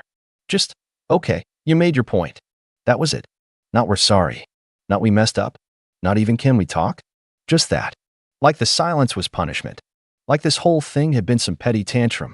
Like I hadn't swallowed disappointment my entire life until it became the language I breathed in my own family's house. And that's when I realized they'd never get it. Not really. They'd feel the consequences. They'd panic when the money didn't show up. They'd blame each other. Maybe even blame me. But they'd never actually understand the wound they carved open every time they smiled for a family photo I was never invited to be in. Still, part of me hoped, just a small, wounded part, that maybe someone would finally see what I'd been holding up for all these years. That someone would call just to say, "I'm sorry we hurt you." But instead, I got another message from Mom the next day. "We're not mad, Alex. We just wish you would have told us what was wrong before making everything so difficult. It's not like we don't appreciate you." That's when I knew I'd made the right decision. But I wasn't done. Because while I may have cut off the money, there was still something else they'd forgotten. And when they finally remembered what it was, what I still controlled, it would hit them even harder. That moment was coming. And this time, I wasn't going to warn them. Not with a message. Not with a call. Just silence. And consequences. A week went by with nothing but radio silence from me and a growing pile of increasingly panicked messages from them. I ignored them all. I didn't block anyone. No, that would have given them the satisfaction of thinking I was being emotional or overreacting. I wanted them to see the silence, to sit in it and realize that for the first time in their lives, I wasn't going to clean up their mess. But while they were scrambling to patch up what I'd undone, I was doing something else, digging through files. See, it wasn't just the mortgage, the lease, and Julia's loan I'd been helping with. A few years ago, when Dad tried starting his little side business, some consulting firm, that never got past the logo stage. I was the one who filed the paperwork. I was the one who set up the LLC under my name because, surprise, his credit was shot. He promised it was just a formality, that I could remove myself later, that he'd handle the finances, the taxes, the operations. He didn't. For 3 years, the business sat dormant. Occasionally, he'd get some side gig and run the money through the account, but most of the time, it was just sitting there. Until it wasn't. Earlier this year, without asking, he'd used the business account, my business account, to apply for a small line of credit. $12,000. Not a fortune, but enough to raise alarms when I got the notice that a payment was past due. He must have assumed I wouldn't notice, that I'd just keep absorbing hit after hit like I always had. But I noticed, and I kept the receipts. So now, with everything else unraveling, I decided it was time to untangle that knot too. I contacted the state office, transferred the business out of my name, and notified the lender that I would not be responsible for any debts incurred without my authorization. I sent them documentation showing I hadn't touched the account in over a year, hadn't signed any of the loan paperwork, and was withdrawing my involvement entirely. That same day, the business account was frozen. And the next morning, I got a call from Dad. I didn't answer. Then I got a text. Did you touch the business? I can't access the account. This isn't funny, Alex. Funny. That word again. Like this was a joke. Like my absence was some phase I'd get over. Like I was a moody teenager sulking in his room instead of a grown man who'd finally realized that his entire relationship with his family was a transactional illusion. I didn't respond. But 2 hours later, Julia showed up at my door. I live in a small house on the edge of town, nothing flashy, but private enough that no one ever dropped by unannounced. So when I heard the knock and saw her standing there with sunglasses on and a Starbucks cup in hand like this was just a casual catch-up, my stomach twisted. I didn't open the door. She knocked again, then texted me. I know you're in there. Can we please just talk? I waited 5 minutes before replying. Nothing to talk about. You made your priorities clear. She stared at her phone for a moment, then typed back. I didn't know you were hurting. If I had known, I cut her off. That's the point, Julia. You didn't ask. You never do. She stood there for a while longer, probably hoping I'd crack. That I'd open the door and let her in, let her throw around a few half-hearted apologies, say she missed me, maybe even cry a little and wrap it all up in a neat little bow. But I didn't open the door. Eventually, she left. That night, I sat on the porch, watching the wind pick up over the quiet street, and for the first time in years, I felt still. Not happy, exactly. But not waiting. Not hoping. Just still. Until Mom called. And this time, I answered. Her voice was calm, too calm. Like someone trying very hard not to scream. Alex, what's going on? I didn't respond right away. Just let the silence stretch. Your father's furious, she continued.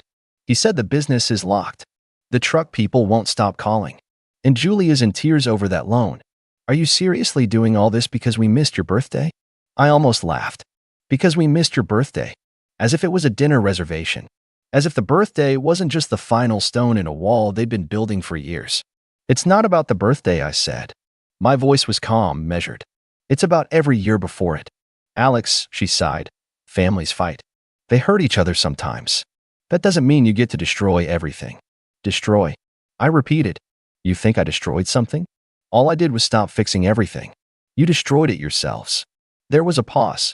A long one. Then she said, quieter, we didn't mean to hurt you. I know, I said. But you did anyway. She was silent again. Then, in a voice that barely held together, so what now? Are you just cutting us off? And that was the moment. That was the question. The cliff edge. Because I could have said yes. I could have hung up. I could have told her they were dead to me. That I was done forever. And part of me wanted to. Deserved to. But instead, I let the question hang in the air like smoke. Because what I said next would change everything. I sat there for a few seconds longer, holding the phone to my ear as her question echoed in my head. So what now? Are you just cutting us off? I took a breath. Deep. Slow. The kind of breath you take right before you decide to break a cycle that's lasted a lifetime. No, I finally said. I'm not cutting you off. I'm just done carrying all of you. She was quiet. Not the sharp, stunned kind of quiet. The quiet where someone realizes you mean it. That you're not bluffing. That the scaffolding you've always held them up with has been quietly dismantled plank by plank. And now they're just dangling. I didn't yell. I didn't cry. My voice was steady and cold, like water that had finally gone still after years of being churned up. I told her everything. That the mortgage payments were over. That the truck lease was now Dad's problem. That Julia's loan was in collections because she defaulted, and I had every right to remove myself as guarantor. That I'd withdrawn from the LLC and left them with a stack of consequences they'd never expected to face. But Alex, she said, like it was some final card to play. We're family. No, I said, with a finality that surprised even me. Family shows up. Family includes you. Family doesn't ghost your birthday while smiling for matching shirts and lakeside selfies. You don't get to use the word family like a shield when it suits you. You're angry, she said. You don't mean all this. I've never meant anything more, I replied. There was a long silence on the other end. Then the line went dead. She hung up. I didn't call her back. Over the next few days, the fallout spread like cracks in ice. Julia posted something vague and self-pitying on Facebook about entitled people who forget what family really means, and I didn't take the bait. Dad tried calling again, this time with a voicemail that was less yelling and more pleading, asking if I could at least make one more payment while they figured things out. No, that was the whole point. They'd had years to figure things out, while I figured out how to juggle keeping my own life running while funding theirs in the background. And the worst part? They never saw it. They never noticed the sacrifices because I never made a show of them. I didn't wave bills in their face or remind them when their names were on the check I paid. I just did it, quietly, repeatedly, until they started treating it like oxygen, something that would always be there, invisible and reliable. They didn't realize that even oxygen has limits. I got a letter in the mail a week later from the mortgage company. They were initiating foreclosure proceedings on my parents' house unless a payment was made within 30 days. I stared at the notice for a long time, remembering every holiday dinner I paid for in that house, every repair I covered, every late-night call where Mom cried and told me how stressed she was about bills, right before turning around and helping Julia pay for new countertops. I folded the letter back up and set it on my desk. Then I did nothing. No calls, no transfers, no miracle save. Let them figure it out. Around the 2-week mark, I got a knock at the door. I opened it, and there was Julia. Again, but this time no Starbucks, no sunglasses, no fake calm. She looked tired, really tired, like someone who hadn't slept right in days. I just want to talk, she said quietly. Please. I didn't move aside, didn't invite her in. Then talk, I said. She hesitated, then held out a manila folder. These are all the loan documents. I've been trying to work with the bank. They said maybe if I could pay down a portion, they'd pause collections. I looked down at the folder, but didn't take it. I'm not co-signer anymore, I said. That's between you and the bank. She looked at me like I'd slapped her. Alex, please. I don't have the money. You know I don't. You've always helped before. And that's the problem, I said. She opened her mouth to speak again, but I cut her off. You left me alone on my birthday, Julia. Not just physically, emotionally. You made a choice. And now I'm making mine. She blinked, tears rising. I didn't think it would hurt you that much. I smiled just a little. That's the worst part. You didn't think about me at all. She stood there, silent, as her shoulders started to slump. So that's it. You're done. I'm done being useful, I said. Being your backup plan. Your ATM. Your silent punching bag. But if you want to actually be my sister again, really, that's going to take more than a folder and a few tears. She nodded slowly, then turned and walked away. And I closed the door. A month passed. They lost the house. Not all at once, but the foreclosure went through. Mom and Dad had to move in with Julia temporarily, which lasted exactly 2 weeks before they were all at each other's throats. Dad's truck was eventually repossessed. Julia's credit took a nosedive. The bank froze what little she had left. And me? I was fine. For the first time in a decade, I wasn't hemorrhaging money on people who couldn't even remember to send a birthday text. I focused on myself, my business. I took a weekend trip alone to the same lake house I'd rented for my birthday, and this time, I didn't wait on anyone. I brought a book, grilled a steak, and watched the sun set from the same dock I'd once sat on in silence. Only this time, it was peaceful, not lonely, just me, and it was enough. A few weeks later, I got one final letter, handwritten, from Mom. It was short, honest. She apologized, not with excuses, not with guilt tripping, just, I'm sorry. She said she hadn't realized how much I'd been doing until it was gone. That she missed me. That she hoped one day we could talk, not as a mother and her financial safety net, but as people who'd hurt each other and were ready to rebuild. I read it 3 times. Then I put it away. I wasn't ready. Not yet. Maybe someday. Maybe not. But I finally understood that I had the power to choose when and if that door opened again. Because for the first time in my life, I wasn't chasing their approval. I wasn't begging to be seen. I wasn't propping up a family that only remembered I existed when the bills were due. I was free. And that was the best birthday gift I could have ever given myself. My name's Jason, I'm 28, and I've always been the quiet one in the family. The one who didn't ask for much, didn't raise a fuss, didn't make waves. That was the role I was given, and for years, I stuck to it, partly out of habit, partly because I thought if I just kept my head down long enough, they'd finally see me. Really see me. Not as the responsible one, or the one who doesn't need anything, but as a son, a brother, a person who mattered just as much as the rest. But that never happened. And this year, on my birthday, something inside me finally snapped. It started like every other family gathering. My mom texted me earlier in the week, casually saying we'd do something small on Sunday. She didn't ask what I wanted. No mention of plans, no dinner reservation, no excitement. Just an, oh yeah, we'll do something. I knew better than to expect much, but a part of me still held out hope, because 3 weeks earlier, for my younger brother Ryan's 25th, they threw a full-blown bash. Rented a party bus, blasted music all over the neighborhood, and even surprised him with a weekend trip to the mountains.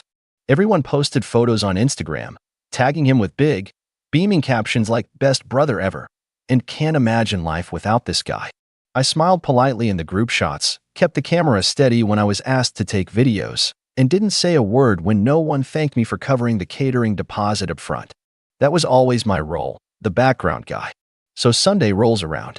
I showed up at the house around noon, wearing jeans and a polo shirt, nothing flashy, but I'd at least taken the time to shave and bring over some fresh pastries from the bakery near my apartment.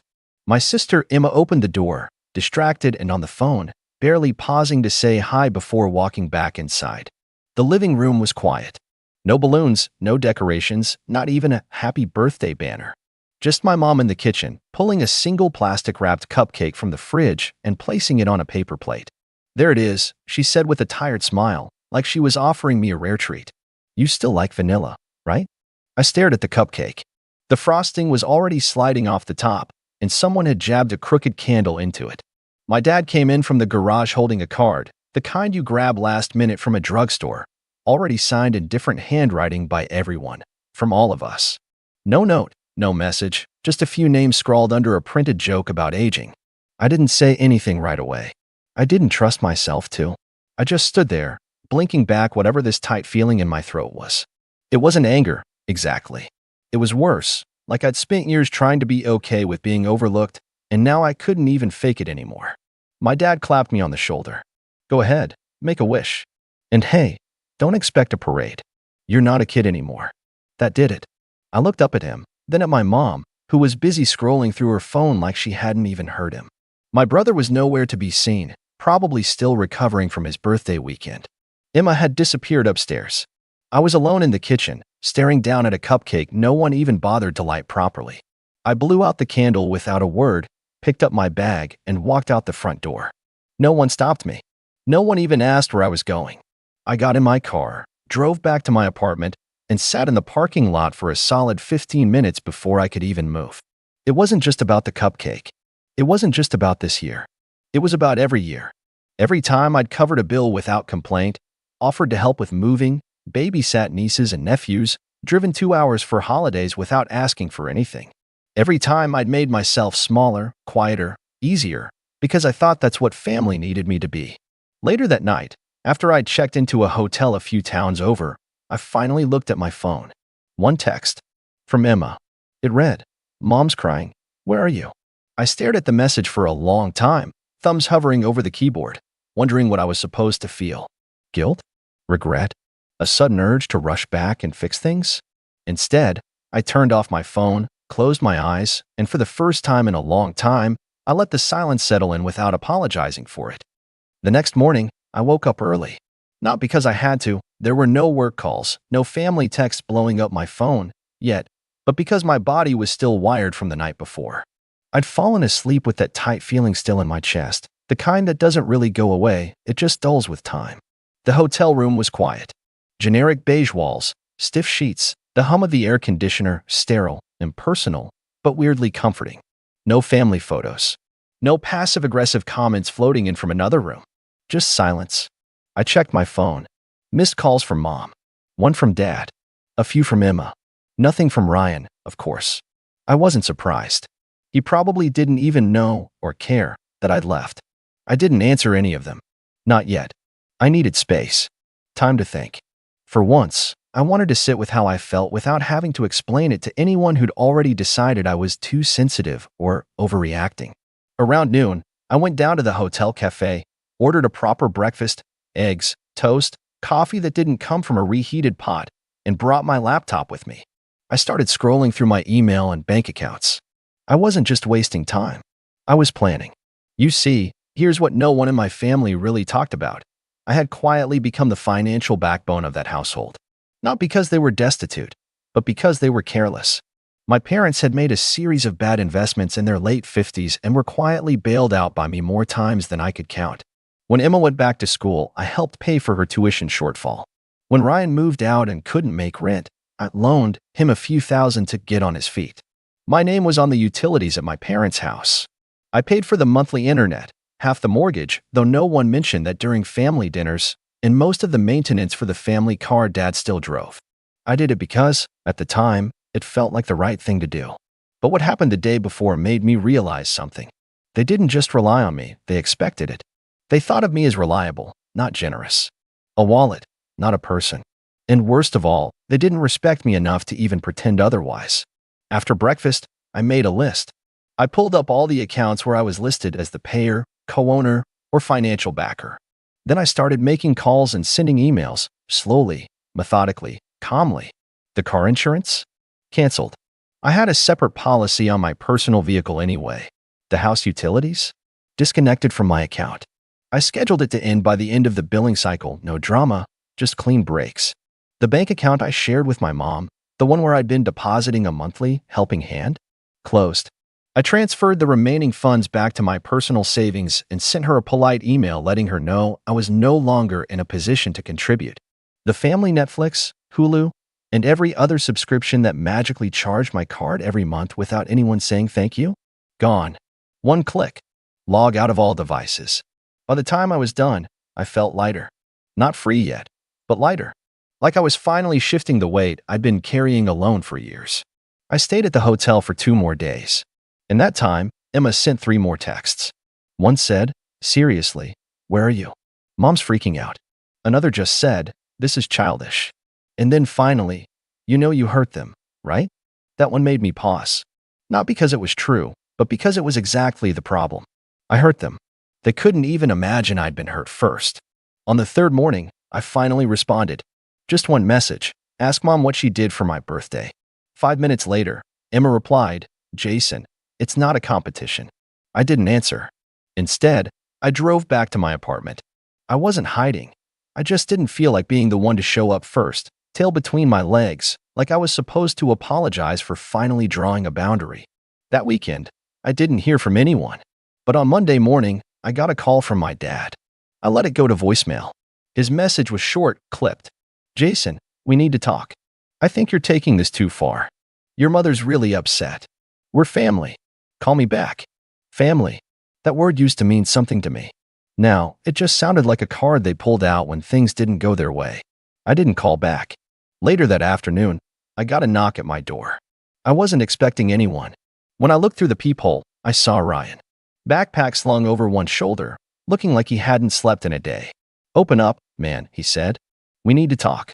That was the moment things started shifting. Slowly, uneasily, but definitely. I didn't open the door right away. I just stood there, staring through the peephole at Ryan like I was looking at a stranger. My little brother. Golden boy. Favorite child. The one who got the cheers, the weekends away, the surprise parties, the "we're so proud of you" speeches I never heard growing up.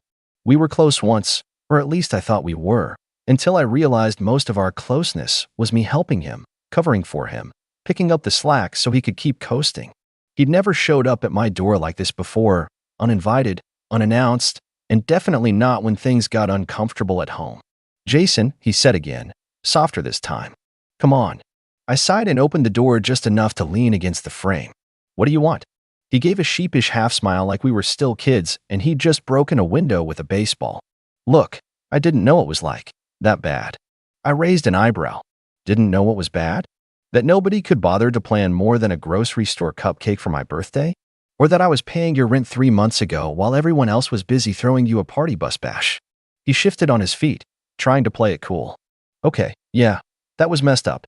But like, you didn't say anything." I almost laughed. Not because it was funny, but because of how predictable it was. "Of course I didn't," I said. "You know why? Because I was raised in that house. Taught that if I wanted attention, I was being dramatic. If I asked for anything, I was being selfish. And if I ever said, 'Hey, I feel left out,' I was told to stop making it about me." He didn't have a comeback. Just looked down at his shoes and scratched the back of his neck. "I mean, yeah, that sounds about right. And you still let it happen," I added. "Every time. You knew. You had to know." He didn't deny it.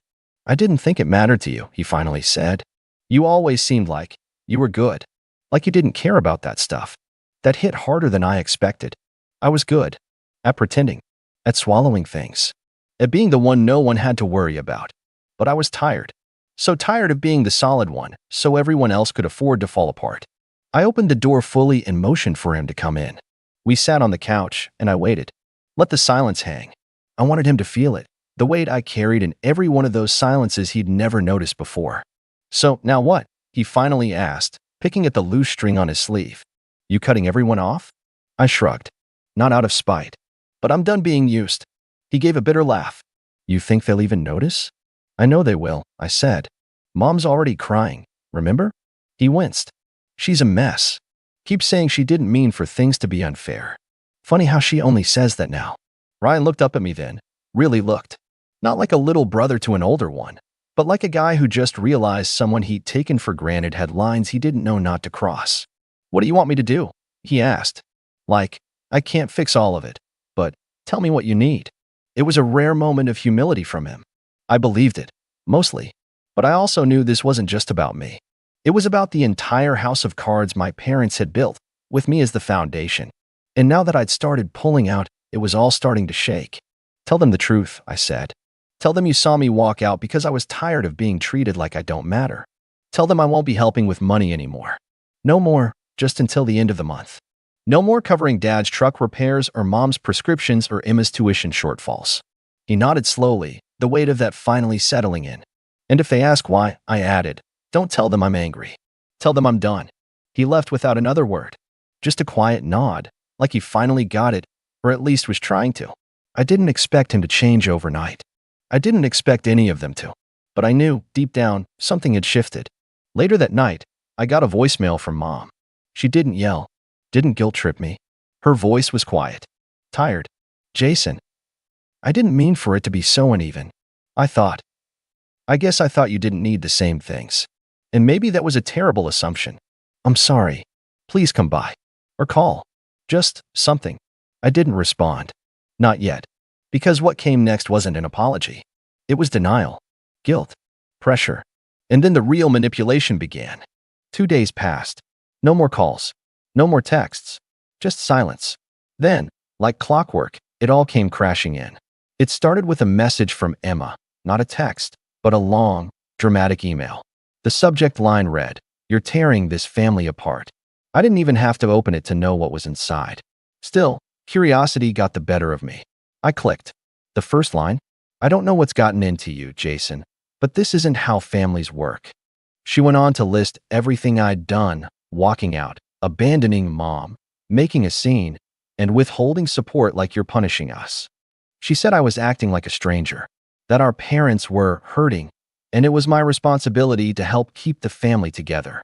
My responsibility, not Ryan's, not hers, just mine. There was no mention of the cupcake, no mention of the years of lopsided treatment or how I'd subsidized half their lives. Just a guilt-laced plea dressed up as concern. The kicker? She closed with, "If you don't come over this weekend, I don't know if we can ever fix this." I sat there staring at my screen, stunned. Not by the words, but by how unsurprising they were. That weekend came and went. I didn't go. Sunday night, I got a text from Dad. Just 2 words, call me. I didn't. So he showed up at my apartment. He knocked twice. Then harder. When I didn't answer, I heard his voice through the door, low, firm, but laced with frustration. Jason, enough of this. Open the door. I didn't move. He knocked again. I know you're in there. I stayed quiet. Then he said something that made me clench my fists. You're making your mother sick, you know? She's barely eating. Like clockwork. Emotional blackmail. I opened the door, slowly, and stood there. We stared at each other for a moment. His expression was hard, like he'd rehearsed this confrontation. I could see it in his eyes. He wasn't here to listen. He was here to win. You done sulking? He said. That word, sulking, lit something in me. Is that what you think this is? I asked quietly. I think, he said, stepping inside uninvited, that this little stunt has gone far enough. Your mother's been crying, Emma's furious, and Ryan, well, he's trying, but this is getting out of hand. I stood still, trying to stay calm. You're talking about a stunt, but not once have you asked why I left. Dad scoffed. Because we didn't throw a big party? Come on, Jason. You're 30. You don't need balloons and confetti. No, I said. I needed to feel like I mattered. I needed someone to show me that I'm not just a bank account and a backup plan. That after all these years, I'm more than just the one who keeps things running while everyone else gets to shine. He rolled his eyes. You've always been dramatic. That word again. Dramatic. I laughed once, bitter and short. You know what? You can go. What? You heard me. I said. You came here to convince me I'm the problem. You didn't come to apologize. You didn't come to understand. You came because things are falling apart now that I stopped paying for everything. He narrowed his eyes. You think this is about money? I know it is, I said. Because the moment the bank shut off, the whole house started shaking. Dad didn't say anything, just stood there, fuming. And then, in a tone I hadn't heard since I was a kid, he said, You think you're better than us now, huh? I looked him dead in the eye. No, I just finally think I deserve equal. He left without another word. The next day, the family group chat, which I hadn't left, just muted, lit up. Emma said she was disappointed in how I'd handled things. Mom sent a single message, I don't know who you've become. And then Ryan dropped said, he became the only adult in the room. Took me too long to see it. The chat went silent. The days that followed were quiet. I thought it might finally be over. But that was when the real turning point came. A letter arrived in the mail. Certified. From a lawyer. Inside, notice of intent from my parents to remove me from the future estate plan due to estrangement and recent behavior. I sat at my kitchen table holding the paper, a cold shock running through me. Not because I cared about the inheritance, but because they genuinely thought that was leverage. They didn't know I already knew. I'd seen the estate documents 2 years ago when I helped pay for the lawyer. I was never the main beneficiary. Ryan was. They were just using it now, dangling the illusion of something I'd already been excluded from, like I should be grateful for a future scrap. That was the final straw. I didn't cry. I didn't scream. I just stood up, walked to my desk, and pulled out a folder labeled receipts. Literal and metaphorical. I had every email, every bank transfer, every invoice I'd paid for them over the last 5 years. I didn't gather them for revenge. I gathered them because I'd learned, slowly and painfully, that people will rewrite history if you let them. And now, I wasn't letting anyone rewrite mine. I spent that entire night going through the folder. Every transfer, every receipt, every polite little "thanks, Jay" text I'd gotten after covering yet another family bill. I screenshotted bank statements, dug up emailed invoices, pulled up texts from years ago that said things like, hey, can you cover this month? Just until we get things sorted. I built a timeline, organized, thorough, impossible to argue with. Then I wrote a letter. Not emotional, not angry, just facts. I included totals. I noted exact dates. I listed the utility accounts still tied to my name, the car insurance payments, the emergency transfers when mom's credit card bounced or dad's truck broke down. I finished it with one sentence. Consider this formal notice that all financial support, direct or indirect, has been permanently discontinued as of this date. Then I attached everything and sent it to each of them, Mom, Dad, Emma, and even Ryan, through individual emails marked with red receipts. I also CC'd the lawyer who sent me the estate letter with a short message, Appreciate the heads up. Please note I was never the intended beneficiary, so no need to threaten me with exclusion. I'm not interested in scraps. I've been the one subsidizing the empire. Less than an hour later, my phone rang. It was Emma. I let it go to voicemail. Then came Mom and Dad. Then a flurry of messages in the family group chat, most of them some variation of, "This is unnecessary, you're blowing things out of proportion," and my personal favorite, "This isn't how families solve problems." Right. Because apparently, families only solve problems when it doesn't involve confronting their own behavior. Then Ryan texted me privately. I read it all. I didn't know it was that much. I responded, simply, "Now you do." He didn't reply, but I noticed he left the group chat later that night. The following weekend, I got a call from my aunt, Mom's sister. I hadn't spoken to her in years, mostly because we only saw each other during holidays and she lived out of state. But she'd seen the ripple effect, heard the family's version of the story, then saw my email, which Mom had forwarded to the extended family with a dramatic caption, "Look what Jason's turned into." "I wanted to hear it from you," my aunt said over the phone. So I told her everything, slowly, calmly. I didn't exaggerate, didn't try to spin it. Just laid it out like a story I'd finally decided was worth telling. When I was done, she let out a long breath. "I always wondered why they leaned on you so much," she said. "But I figured it was mutual. I didn't realize they never gave you anything back." That was the first time I heard someone in the family say it. She didn't offer a solution, didn't try to fix it, just validated it. That alone meant more to me than any fake birthday celebration. In the weeks that followed, things changed, but not in the way sitcoms promise. There was no big family reunion, no heartfelt apology in the rain, no group hug in the driveway while dramatic music played. Instead, the silence grew longer, heavier, and somehow more peaceful. Mom tried reaching out a few more times. She even sent a letter in the mail, handwritten, pages long. It rambled, half apology, half guilt trip.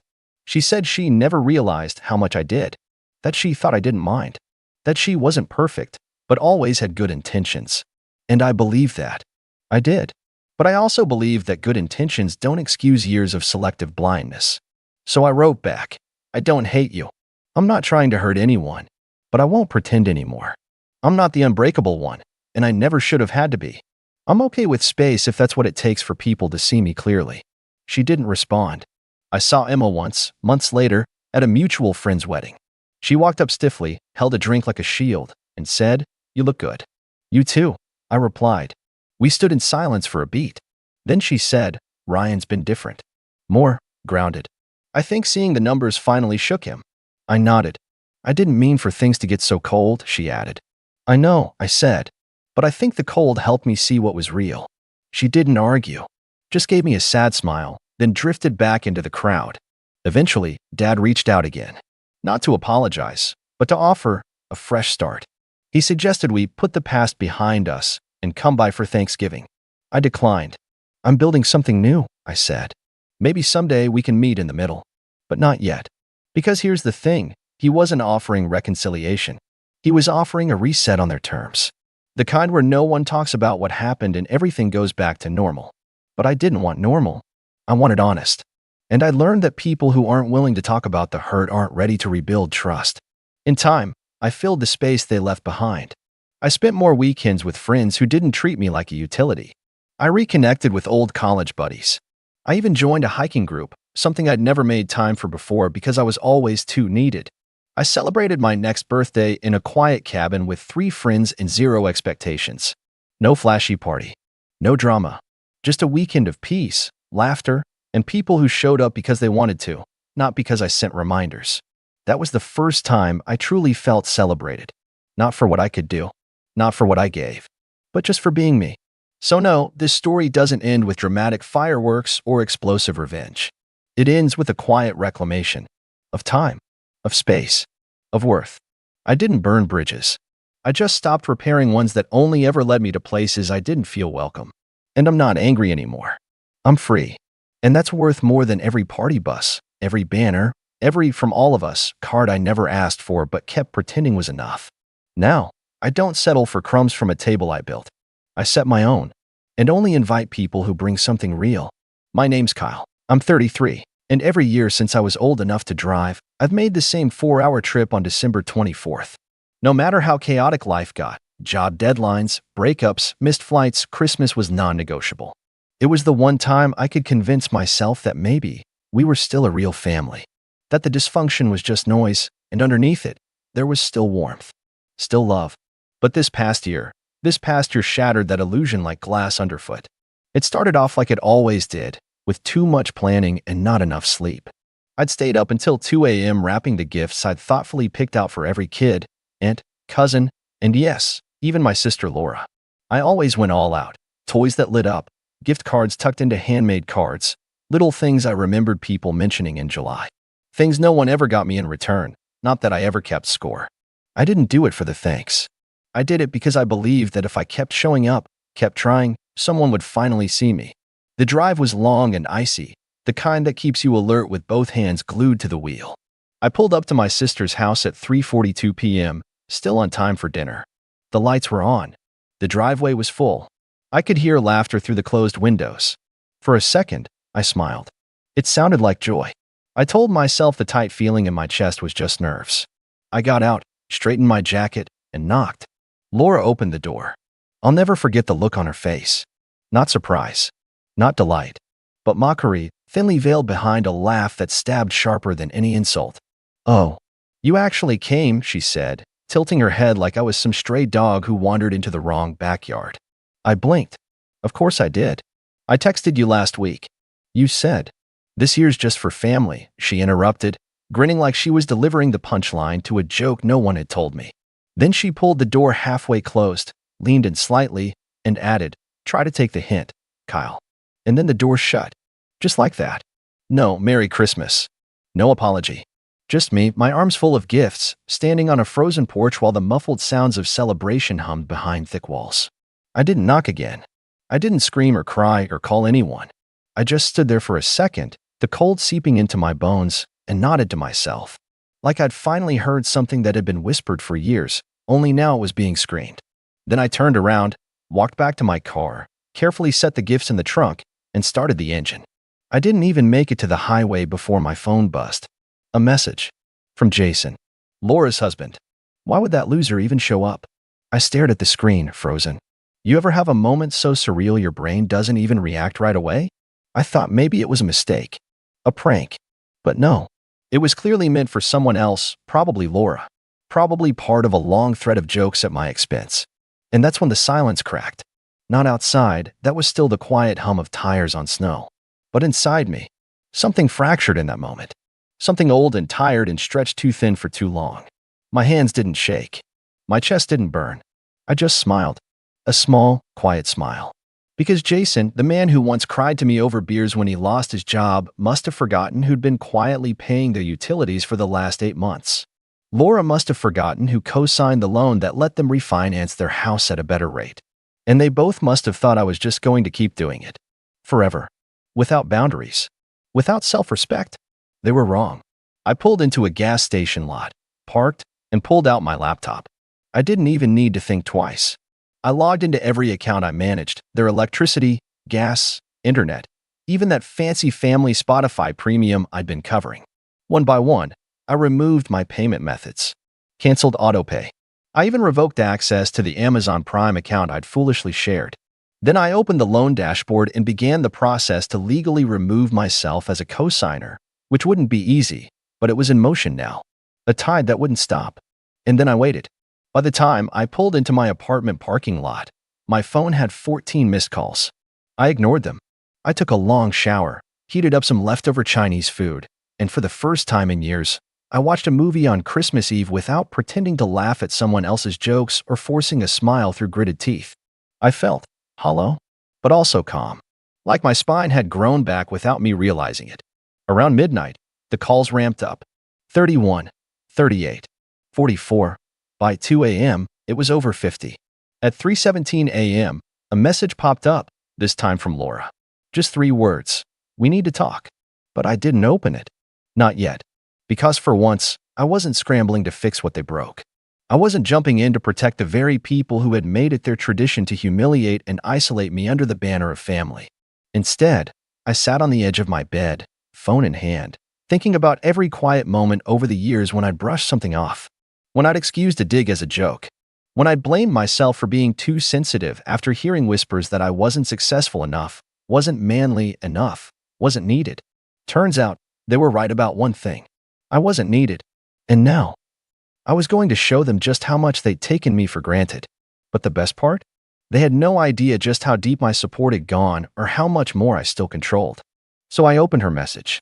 We need to talk. No apology. No explanation.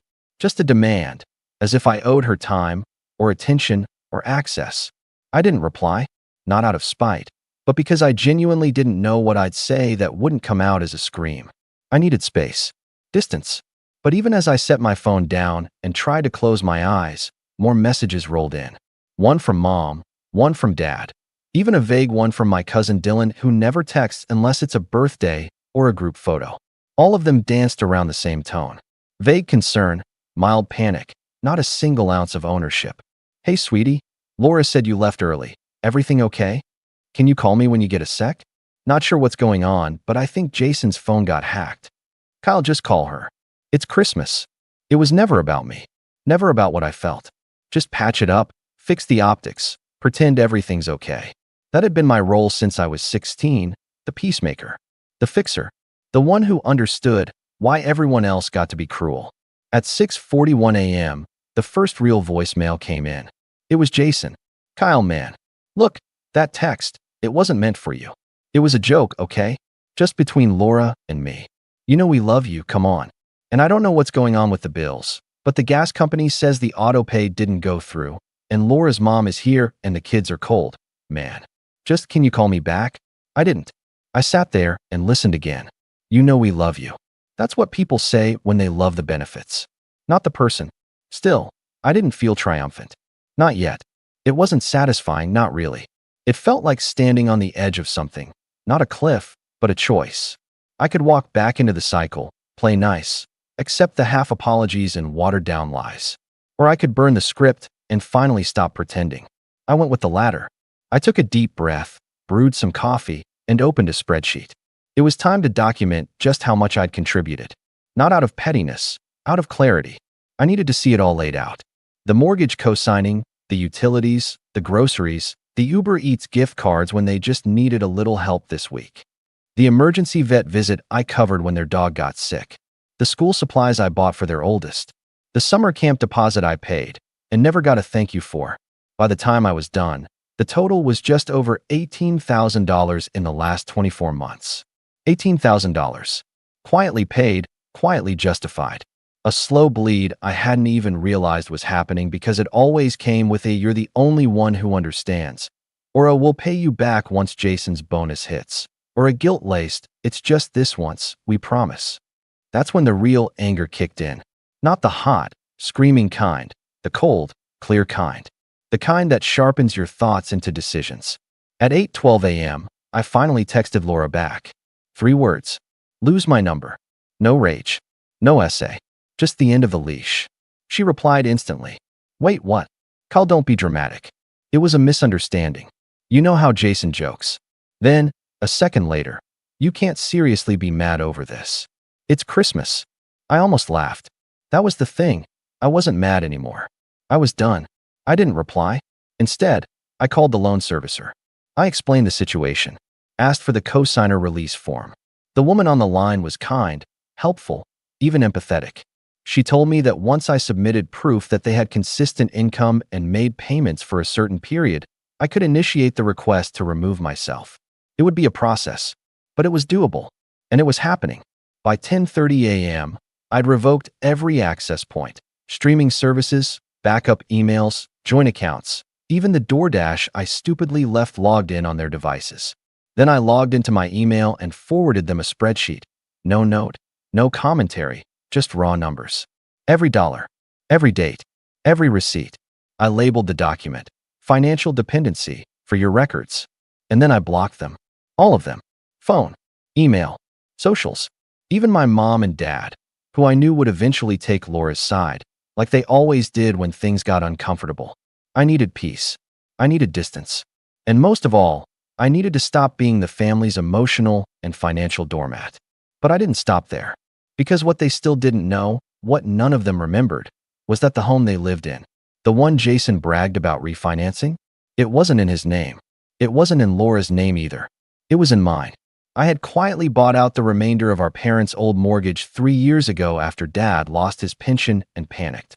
I kept the deed under a trust for tax reasons and, let's be honest, to keep things from falling apart.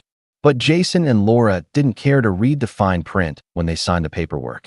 All they knew was the monthly payment got lower, the house didn't get foreclosed, and Uncle Kyle was so helpful.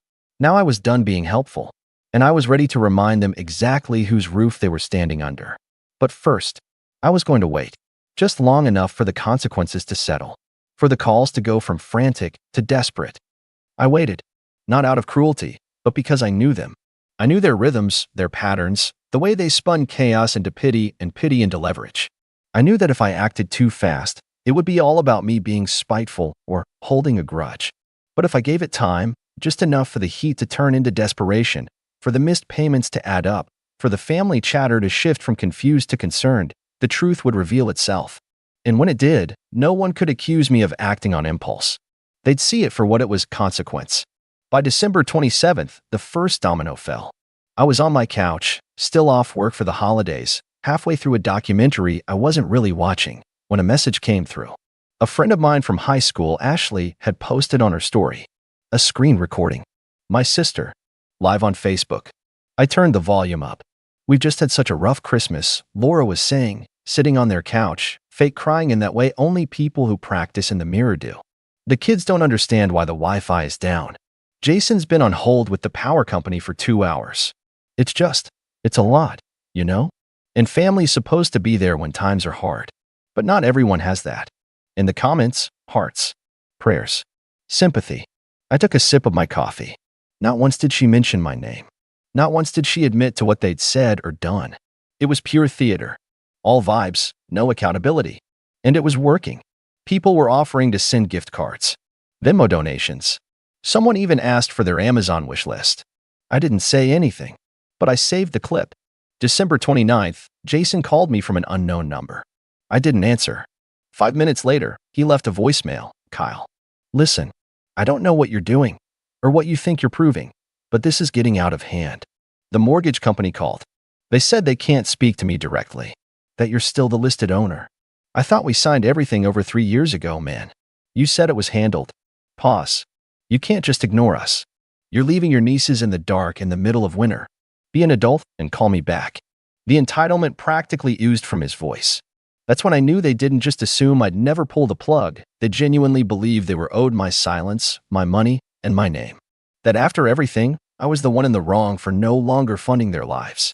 That night, I logged into the property trust portal and reviewed the lease clause I had drafted but never used, a clause that allowed for transfer or removal of tenants with a 30-day notice in the event of breach of verbal agreement or abuse of occupancy. I had documented everything: the emails, the agreements, even the text from Laura asking me not to tell the others I was helping with bills, because she didn't want them to think Jason couldn't provide. I had receipts, literal and emotional, but I still hadn't pulled the final lever. I wasn't looking to destroy them. I wasn't interested in revenge for the sake of revenge. I just wanted them out of my life, cleanly, clearly, with no room left for return. That moment came on January 2nd. I was eating lunch when I got a knock on my apartment door. I opened it, surprised. It was Mom. She looked exhausted. Puffy eyes. Red cheeks. She was holding a paper shopping bag full of something, I assumed guilt. "Can I come in?" I didn't answer right away. Then I stepped aside. She sat down, slowly, like someone preparing to deliver a speech they hadn't rehearsed. I stayed standing. "I didn't know," she began. "I didn't know they were treating you like that. I didn't know you were paying all that." I said nothing. "They said you'd overreacted, that you just got your feelings hurt and were lashing out." I raised an eyebrow. "And you believed them?" She looked down. At first, there was a long silence. Then she added, "Your father and I have been talking. We're sorry. Truly. And we understand if you need space." I wanted to believe her. I really did. But then she reached into the bag and handed me a small stack of envelopes. Letters. Drawings from the kids. A handmade card from Laura, written in glitter pen like it was 2005. "We miss you. Please come back. They're hurting, Kyle." I sighed. "I'm sure they are. But they weren't hurting when they laughed in my face. They weren't hurting when Jason called me a loser. She flinched. You raised her, Mom. But I'm done raising them. She didn't try to argue. She just nodded slowly and stood. As she left, she paused at the door. You know they'll lose the house. I nodded. Maybe that's what it takes for them to grow up. And then she was gone. That night, I began the eviction paperwork. Not in a blaze of vengeance. Not with glee or spite. Just with the calm hand of someone who'd carried a family on his back long enough. I gave them the full 30 days, filed it legally, and even waived any back payment. I wasn't trying to make them homeless. Just free. And maybe free myself too. But the morning after they got the notice, that's when everything changed. That's when Jason showed up. At my door. Red-eyed. Silent. And he wasn't alone. Jason stood at my doorstep like a man who'd finally realized the house was on fire and he'd been holding the match the whole time. Behind him, just a few paces back, was Laura. No makeup, no fake smile, no glitter-covered apology card, just silence, her arms crossed, jaw tight like she was biting down every word she wanted to scream but knew better. For a moment, none of us said anything. Then Jason exhaled, slowly. We're not here to fight, he said. I swear. I raised an eyebrow but didn't move from the doorway. He looked over his shoulder at Laura, who avoided my eyes, then back at me. We need to talk. I stepped aside wordlessly, more out of curiosity than kindness. They walked in like guests at their own funeral, slow, heavy steps, eyes darting around my apartment like they couldn't believe I lived in a space that didn't revolve around them. I let the silence stretch. I wanted them to feel it. All of it. The weight of their choices. The consequences finally catching up. We got the notice, Jason said finally, sitting on the edge of my couch like it might disappear beneath him. And we didn't realize how bad, we'd messed up. I nodded once, just enough to say go on. I thought he broke off, then tried again. I thought you'd always be there. I guess I took that for granted. You didn't guess, I said. You knew. And you counted on it. Laura finally looked up. Her voice was tight. We never meant to push you away. I tilted my head. That's rich coming from the person who literally shut the door in my face. She flinched. I thought you'd laugh it off. Like you always do. You're the strong one, Kyle. I nearly laughed at that. Strong? No, I was just tired. Tired of swallowing it. Of being the bigger person. Of being the family ghost, only visible when someone needed money, a ride, a bailout. Jason leaned forward. Look, man, I messed up. The text, it was cruel. And I can't take it back. But I need you to know. I need to say it out loud. I'm sorry. He met my eyes. For once, he wasn't trying to charm or joke or manipulate. He looked broken. And not because he cared about me, but because the scaffolding of his life, the one he thought I'd hold up forever, had finally collapsed. Laura reached into her purse and pulled out a crumpled envelope. My handwriting. The one I'd sent with the spreadsheet. We looked through everything. I didn't realize how much you'd done. I don't even remember half those payments. And I didn't want to remember. Because it was easier to believe you were just doing fine. I didn't respond. There wasn't much to say. They'd known. Deep down, they'd known. But they'd chosen convenience over conscience. For years. We talked to the kids, Laura said, her voice shaking slightly. Told them we might have to move. Maybe in with my parents. Jason's picking up extra shifts. I applied for a second job. And I asked. And we're going to figure it out, she said. Jason nodded. You were right to pull the plug. We didn't appreciate you. We used you. And we're not here to beg you to undo anything. We just wanted to say it. They stood. I watched them head to the door, and just before they stepped out, Laura turned back. I hope you find peace, Kyle. You deserve it. And then they were gone. I stood alone in my apartment, letting their words settle, letting the tension leave my shoulders one breath at a time. That was the closure I hadn't expected, not groveling or denial, but quiet acceptance.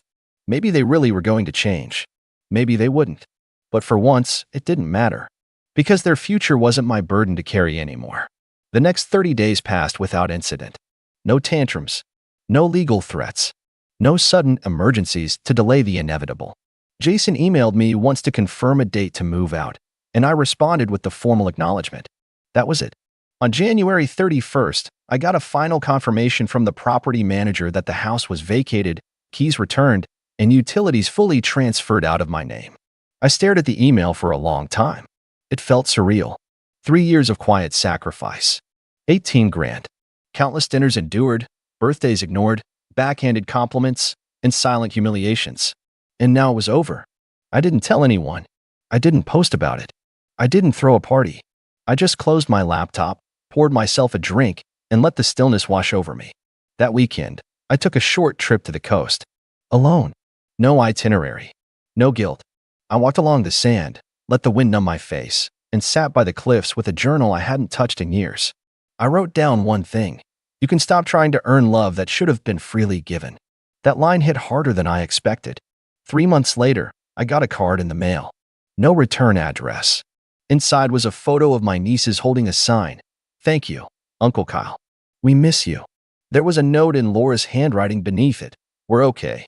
Not perfect, but okay. Thank you for forcing us to grow up. Love always, even if from a distance. I didn't cry, but I smiled. Sometimes closure doesn't come from confrontation. Sometimes it comes from walking away and knowing you don't have to carry the weight anymore. I placed the card in a drawer and went back to my life. My new life. One with clear lines. One where my value wasn't tied to my wallet or my willingness to endure. And I never drove 4 hours for Christmas again. That year, I stayed home. And I was exactly where I needed to be.